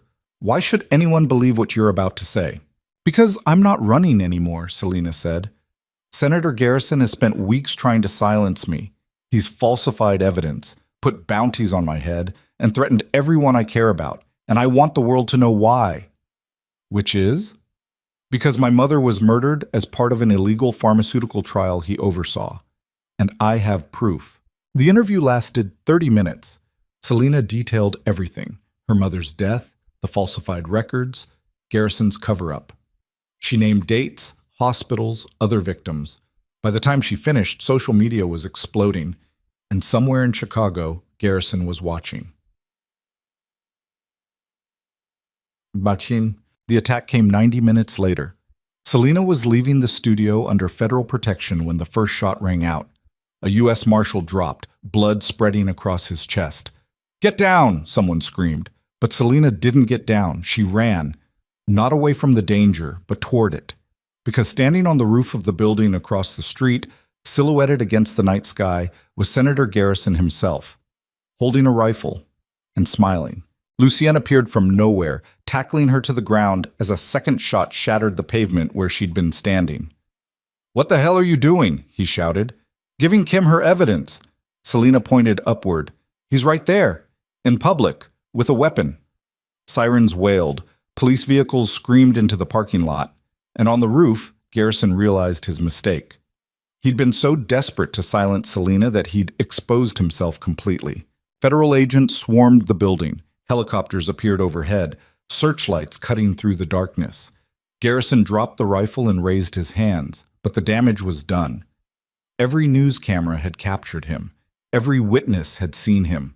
The untouchable senator had finally been caught.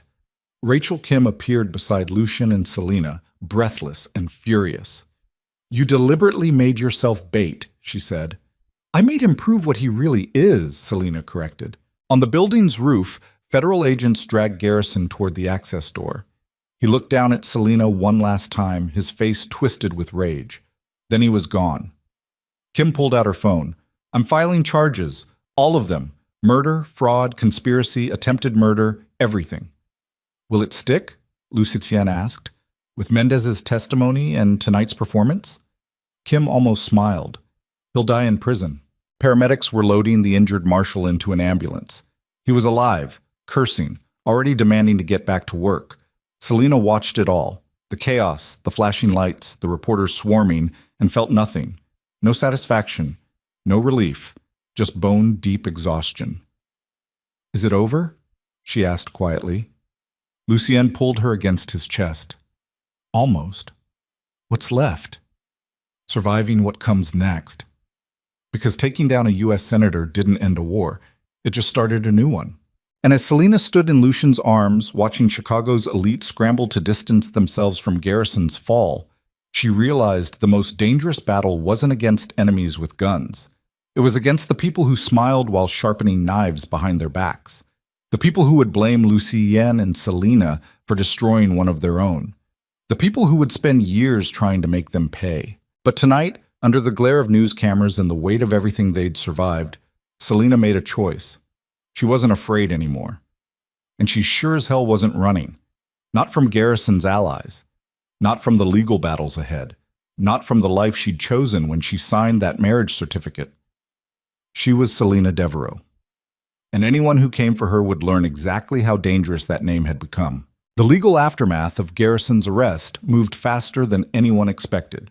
Within 48 hours, federal prosecutors had filed 63 separate charges ranging from murder to conspiracy to racketeering. News outlets ran nonstop coverage of what they were calling the biggest political scandal in Illinois history. Garrison's carefully constructed empire collapsed overnight. Donors fled, allies denounced him. Political colleagues suddenly claimed they'd barely known him. But for Selena and Lucian, the real battle was just beginning. The fraud charges against Selena were dropped within days once prosecutors realized the evidence had been manufactured. The murder warrant against Lucian dissolved when ballistics proved Garrison's men had fired first. But clearing their names legally didn't erase the damage. Chicago's elite remembered. And they didn't forgive. 3 weeks after Garrison's arrest, Selena stood in the penthouse living room watching morning news coverage of his arraignment. He looked smaller somehow, diminished in an orange jumpsuit, his silver hair disheveled. Nothing like the powerful man who'd smiled at her across a dinner table while knowing he'd killed her mother. "They're offering him a plea deal," Lucian said, reading something on his phone. 25 years in exchange for testimony against his political connections. Will he take it? Men like Garrison don't plead. They fight until the end because admitting guilt means admitting they were never as untouchable as they believed. He set down the phone. "The trial starts in 6 months. You'll have to testify." Selena's stomach tightened. "I know. It won't be easy. His lawyers will try to destroy you on the stand, make you look like a gold digger who married me for revenge. Let them try." She turned away from the television. "I'm tired of being afraid of what people think." Lucian crossed to her, studying her face in the morning light. "You've changed. So have you." "No, I'm exactly what I've always been." His voice softened. "But you're not the woman who crashed a wedding 3 months ago. Is that good or bad? I don't know yet. I don't."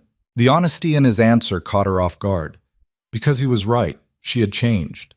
The woman who'd fled a ballroom in tears felt like someone from another lifetime. That woman had cared about fitting in, about being accepted, about proving she was worthy of love. This woman knew better. Love wasn't something you earned through worthiness. It was something that either existed or didn't, brutal and honest, with no negotiation possible. "Marcus is out of the hospital," Lucian said, changing the subject. "He wants to see you." "Is he okay?" "Physically, yes." "Mentally?" Lucian's jaw tightened. 2 of his men died in that warehouse. He's not handling it well. Selena remembered the gunfire, the screaming, Marcus's voice cutting out over the phone. "When can I see him?" "This afternoon, but Selena..." Lucian caught her arm. "He blames himself for what happened, and he blames me for putting you in danger, so if he says things that... I can handle it." "I know you can. That's not what worries me." "Then what does?" Lucian looked at her for a long moment, something unreadable in his gray eyes. "I worry that you'll realize you don't need me anymore, that you'll walk away because you finally become strong enough to survive without me." The vulnerability in his voice made Selena's chest ache. "Is that what you think?" she asked quietly. "That I only stayed because I was weak? I think you stayed because you had nowhere else to go. And now you do." Selena moved closer, close enough that she could see the exhaustion carved into his face, the weight he'd been carrying since the moment they met. "I stayed because you were the first person who didn't treat me like something broken," she said. "And I'm still here because somewhere between all the violence and chaos, I fell in love with you." Lucian went still. "You don't mean that." "Yes, I do." "Selena, you think I don't know what you are, what you've done." She touched his face. "I know exactly who you are. And I love you anyway." For a moment, Lucian looked like he might argue. Then something in him cracked, and he pulled her against his chest so tightly she could barely breathe. "I don't deserve you," he whispered against her hair. "Probably not, but you're stuck with me anyway." He kissed her then, slow and desperate, like a man who'd finally stopped running from something he wanted. When they pulled apart, Lucian's eyes were wet. "I love you," he said. I've loved you since that night at the wedding when you looked at me like I was offering you salvation and damnation at the same time. You were. I know. They stood wrapped in each other as morning light flooded the penthouse, two broken people who'd found something neither expected in the wreckage of revenge. Marcus looked like hell. His left arm was in a sling, face bruised, eyes hollow with guilt. He sat in a private room at Northwestern Memorial Hospital, staring at nothing. When Selena entered, he didn't look up. "You shouldn't be here," he said flatly. "Too bad. I came anyway. I failed you. Failed Lucienne. Got two good men killed because I couldn't—" His voice cracked. "Because I wasn't fast enough." Selena sat beside his bed. "You saved our lives." "I put them at risk in the first place. If I'd secured the safe house better, if I'd anticipated Garrison's move, then you would have been a fortune teller, not a security specialist." She touched his uninjured hand. "What happened wasn't your fault. Tell that to their families." "I can't, but I can tell you that running into that warehouse knowing you might die so Lucian and I could escape was the bravest thing I've ever seen." Marcus finally looked at her. "You've changed." "Everyone keeps saying that." "Because it's true. You're harder now, colder." "Is that bad?" "I don't know. But the woman I met 3 months ago wouldn't have used herself as bait to catch a U.S. senator." He studied her face. "What are you willing to do next? How far will you go?" The question hung between them, because Marcus was asking what Selena had been avoiding thinking about. She'd destroyed Graham, exposed Garrison, survived assassination attempts. But at what cost? How much of herself had she traded for power and safety? "I don't know," she admitted, "but I know I can't go back to being powerless. Power has a price. You've paid some of it already, but there's more coming." "What do you mean?" Marcus glanced toward the door, making sure they were alone. "Garrison had allies, people who won't forget that you and Lucian exposed him. They're already moving, freezing assets, calling in favors, preparing for war. Let them come. You say that now, but when they start going after the people you care about, your sister, Lucian's businesses, anyone connected to you, you'll learn that winning one battle doesn't end a war. It just makes the next battle bloodier." Selena's hands clenched. "So what do you suggest? Hide? Run?" "I suggest you decide what kind of person you want to be when this is over, because you can't build a life on revenge.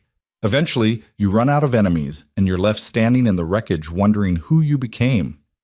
The words hit harder than Selena expected, because Marcus was right. She'd been so focused on surviving, on fighting, on proving she wasn't weak that she hadn't thought about what came after. Who was Selena Devereaux when there were no more battles to fight? That question haunted her for weeks. Garrison's trial dominated headlines through the spring. Every day brought new revelations, more victims, more corruption, evidence of a conspiracy that reached far beyond one senator. Federal investigators discovered that Garrison had been part of a network of politicians and pharmaceutical executives who'd used vulnerable patients as test subjects for decades. The trial became a referendum on power itself, on who got to decide whose lives mattered and whose didn't. And Selena stood at the center of it. She testified for 8 hours over 2 days.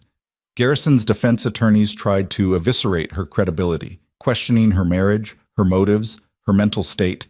They painted her as a scorned woman who'd fabricated evidence out of grief and desperation. But Selena didn't break. She sat in that witness stand and told the truth with the same cold precision Lucian had taught her.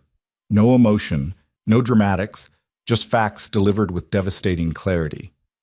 When she finished, the courtroom was silent. Even Garrison's lawyers looked shaken. 2 weeks later, the jury returned a verdict. Guilty on all counts. Garrison would spend the rest of his life in federal prison. The news broke on a Tuesday afternoon. Selena was in the penthouse when Lucian called with the verdict. She hung up the phone and stared at the Chicago skyline, waiting to feel something. Relief, satisfaction, victory. But all she felt was tired. She'd won. Her mother's killer would die in prison. The man who'd tried to destroy her had lost everything, but it didn't bring her mother back. It didn't erase the trauma. It just meant the fight was over, and Selena had no idea who she was when she wasn't fighting. Besit. That night, she found Lucien on the penthouse balcony, staring at the city. We won, she said. Yes. So why don't I feel different? Lucien turned to face her. Because revenge doesn't heal anything. It just stops the bleeding long enough for you to survive. Then what does heal it? Time, distance, deciding that what happened to you doesn't get to define the rest of your life. He moved closer. And finding something worth living for beyond the pain. Selena looked at him, this dangerous, violent, fiercely loyal man who'd pulled her out of the wreckage of her old life and shown her how to build something new. I need to see my sister, she said suddenly. Lucien nodded. I know. Maya agreed to meet at a coffee shop on neutral ground. She looked older somehow, worry carved into the lines around her eyes. When Selena sat down across from her, Maya's expression was guarded. I saw the news, Maya said, about Garrison. I'm sorry I didn't tell you what was happening. I wanted to protect you. From what? The truth? Maya's voice was sharp. You disappeared for weeks. I thought you were dead. I almost was. And that's supposed to make me feel better? Tears filled Maya's eyes. You married a criminal, Selena. You destroyed people. You became exactly the kind of person Mom would have... Don't. Selena's voice cracked. Don't tell me what Mom would have thought.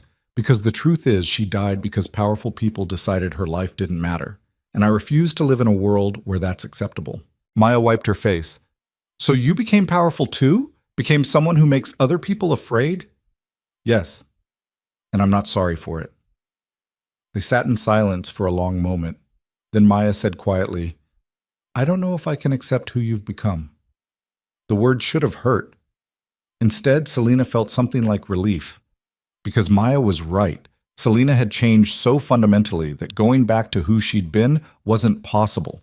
And pretending otherwise would only hurt them both. I understand, Selena said, and I don't blame you. But I need you to know that everything I did, every choice I made, I did because I was tired of being powerless.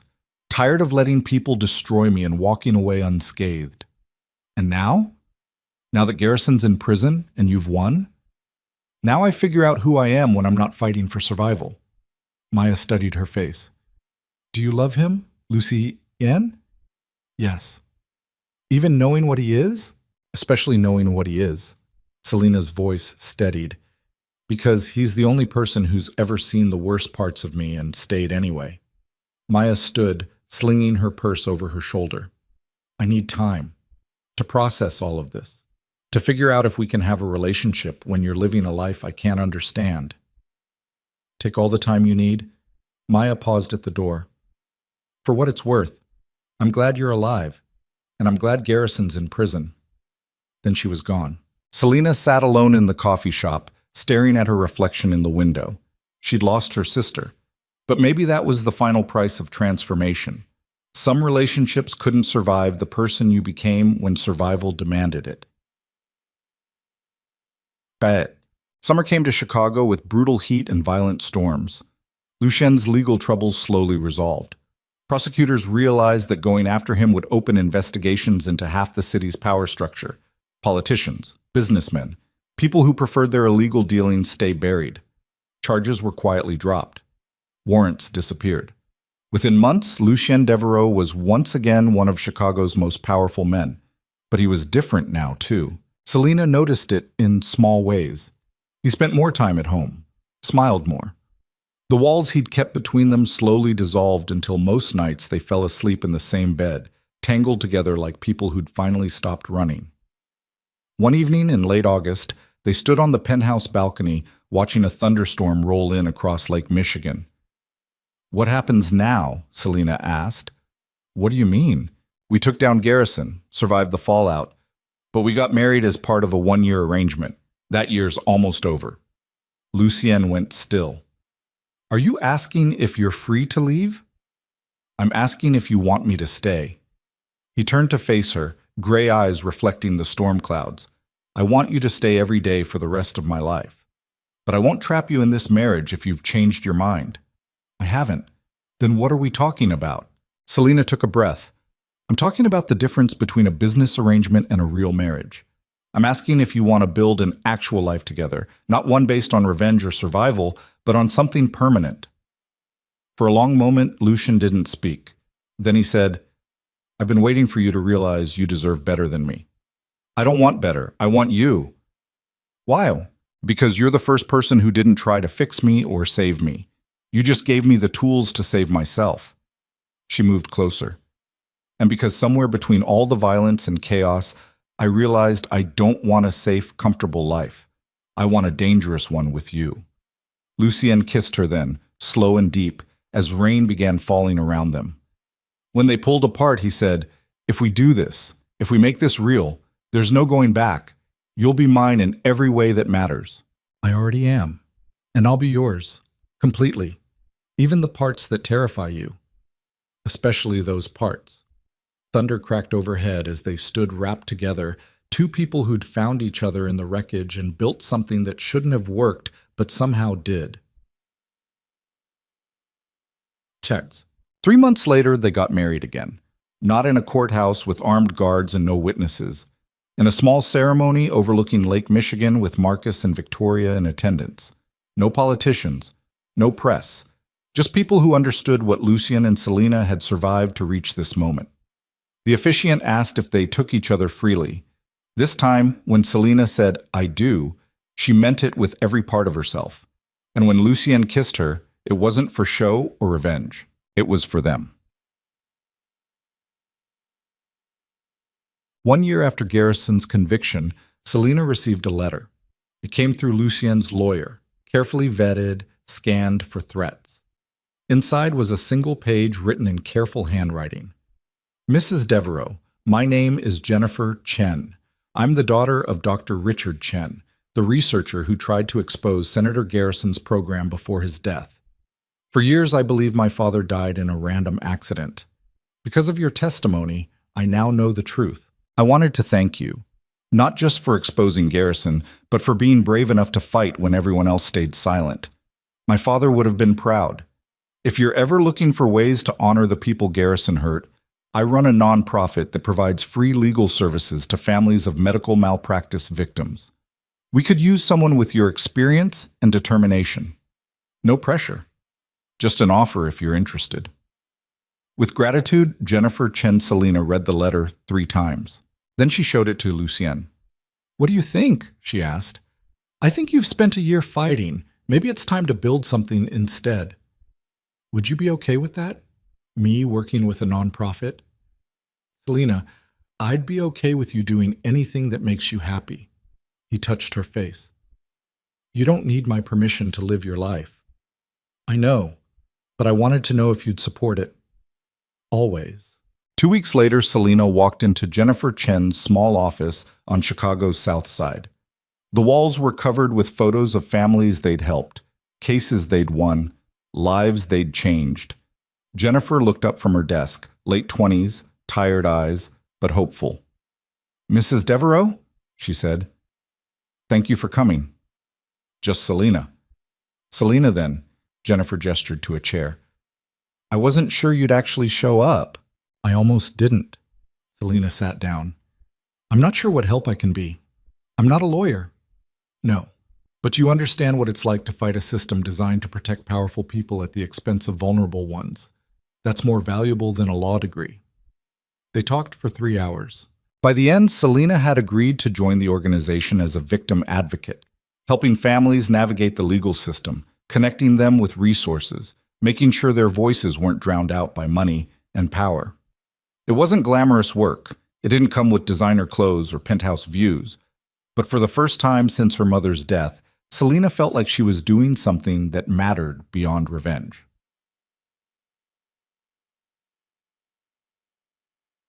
One evening, 6 months later, Selena came home to find Lucien in his office, staring at financial reports.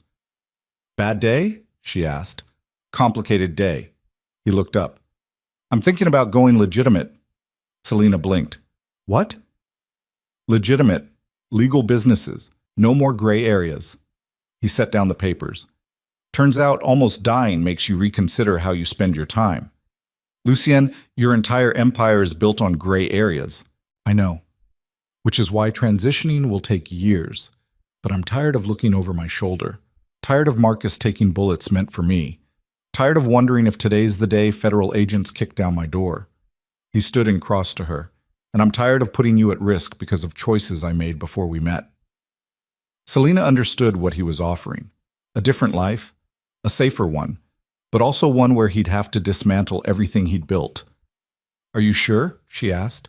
No, but I'm sure about you.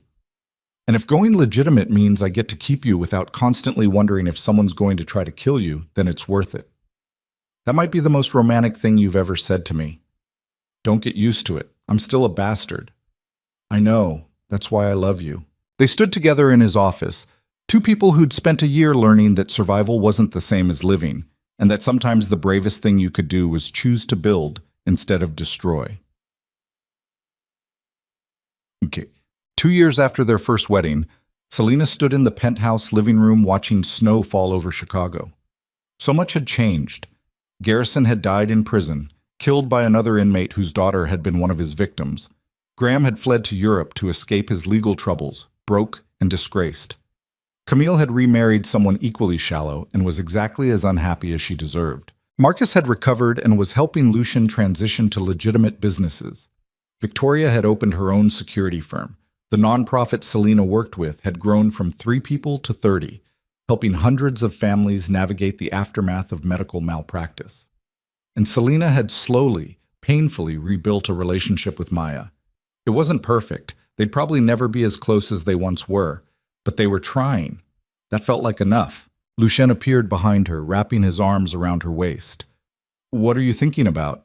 he asked. "How different everything is from that night at the Meridian Crown. Do you regret it? Any of it?" Selena thought about the woman who'd cried in a hallway, broken and humiliated, believing she was powerless. She thought about the woman she'd become, harder, colder, dangerous in ways her younger self could never have imagined. And she thought about the cost. The violence, the trauma, the relationships that hadn't survived her transformation. "No," she said finally. "I don't regret it. Even though it nearly killed you? Especially because of that. Because I learned that I'm strong enough to survive anything, that I don't need anyone to save me. But you married me anyway. I married you because you never tried to save me. You just stood beside me while I saved myself." She turned in his arms. "That's love. Not rescuing someone, just refusing to let them fight alone." Lucien kissed her forehead. "For what it's worth, you saved me too." "From what?" "From becoming the kind of man who only knows how to destroy things. You taught me that building something, a life, a future, something permanent, can be just as powerful as tearing everything down." They stood together watching snow blanket the city, two people who'd found each other in the darkest moments and decided that surviving wasn't enough. They wanted to live, really live. Not in the shadow of revenge or trauma, but in the light of something they'd built together from wreckage and determination, and a shared understanding that sometimes love meant becoming dangerous together. Because the greatest revenge wasn't destroying the people who'd hurt them. It was becoming so powerful, so complete, so utterly themselves that their betrayal no longer mattered. Camille and Graham had taken everything from Selena once, but standing in Lucien's arms, looking out at the city she'd learned to navigate on her own terms, Selena realized they hadn't taken anything that mattered. They'd just cleared space for something better, for someone better, for the woman Selena Devereaux had become. And that woman, dangerous, determined, deeply loved, wasn't someone anyone would ever destroy again. She'd make sure of it. Not through violence or revenge, though she was capable of both now, but through the simple, radical act of refusing to be anything less than exactly who she'd fought to become. A survivor, a fighter, a woman who'd walked through fire and emerged not as ash, but as something forged and unbreakable. That was the real victory. Not Garrison's imprisonment, not Graham's ruin, but Selena's transformation from someone the world tried to erase into someone the world would never forget. And as snow continued falling over Chicago, Selena made one final promise to herself. She would never be powerless again. She would never let anyone make her feel invisible. And she would spend the rest of her life making sure that other people, people like her mother, like Dr. Chen, like every victim Garrison had destroyed, never felt that way either, because that was what power was really for. Not to dominate, but to protect the people who couldn't protect themselves. To make sure that the next woman crying in a hotel hallway had someone who would stand beside her and say, "You're stronger than you think, and I'll prove it to you." That was Selena's legacy now. Not as the woman who married Chicago's most dangerous man for revenge, but as the woman who learned that true strength came from refusing to let trauma define you, from building something beautiful out of wreckage, from choosing to love despite every reason not to, and from understanding that sometimes the bravest thing you could do was survive and then decide that survival alone wasn't enough. You had to live, fiercely, honestly, without apology. And that's exactly what Selena Devereaux planned to do for the rest of her dangerous, complicated, perfectly imperfect life.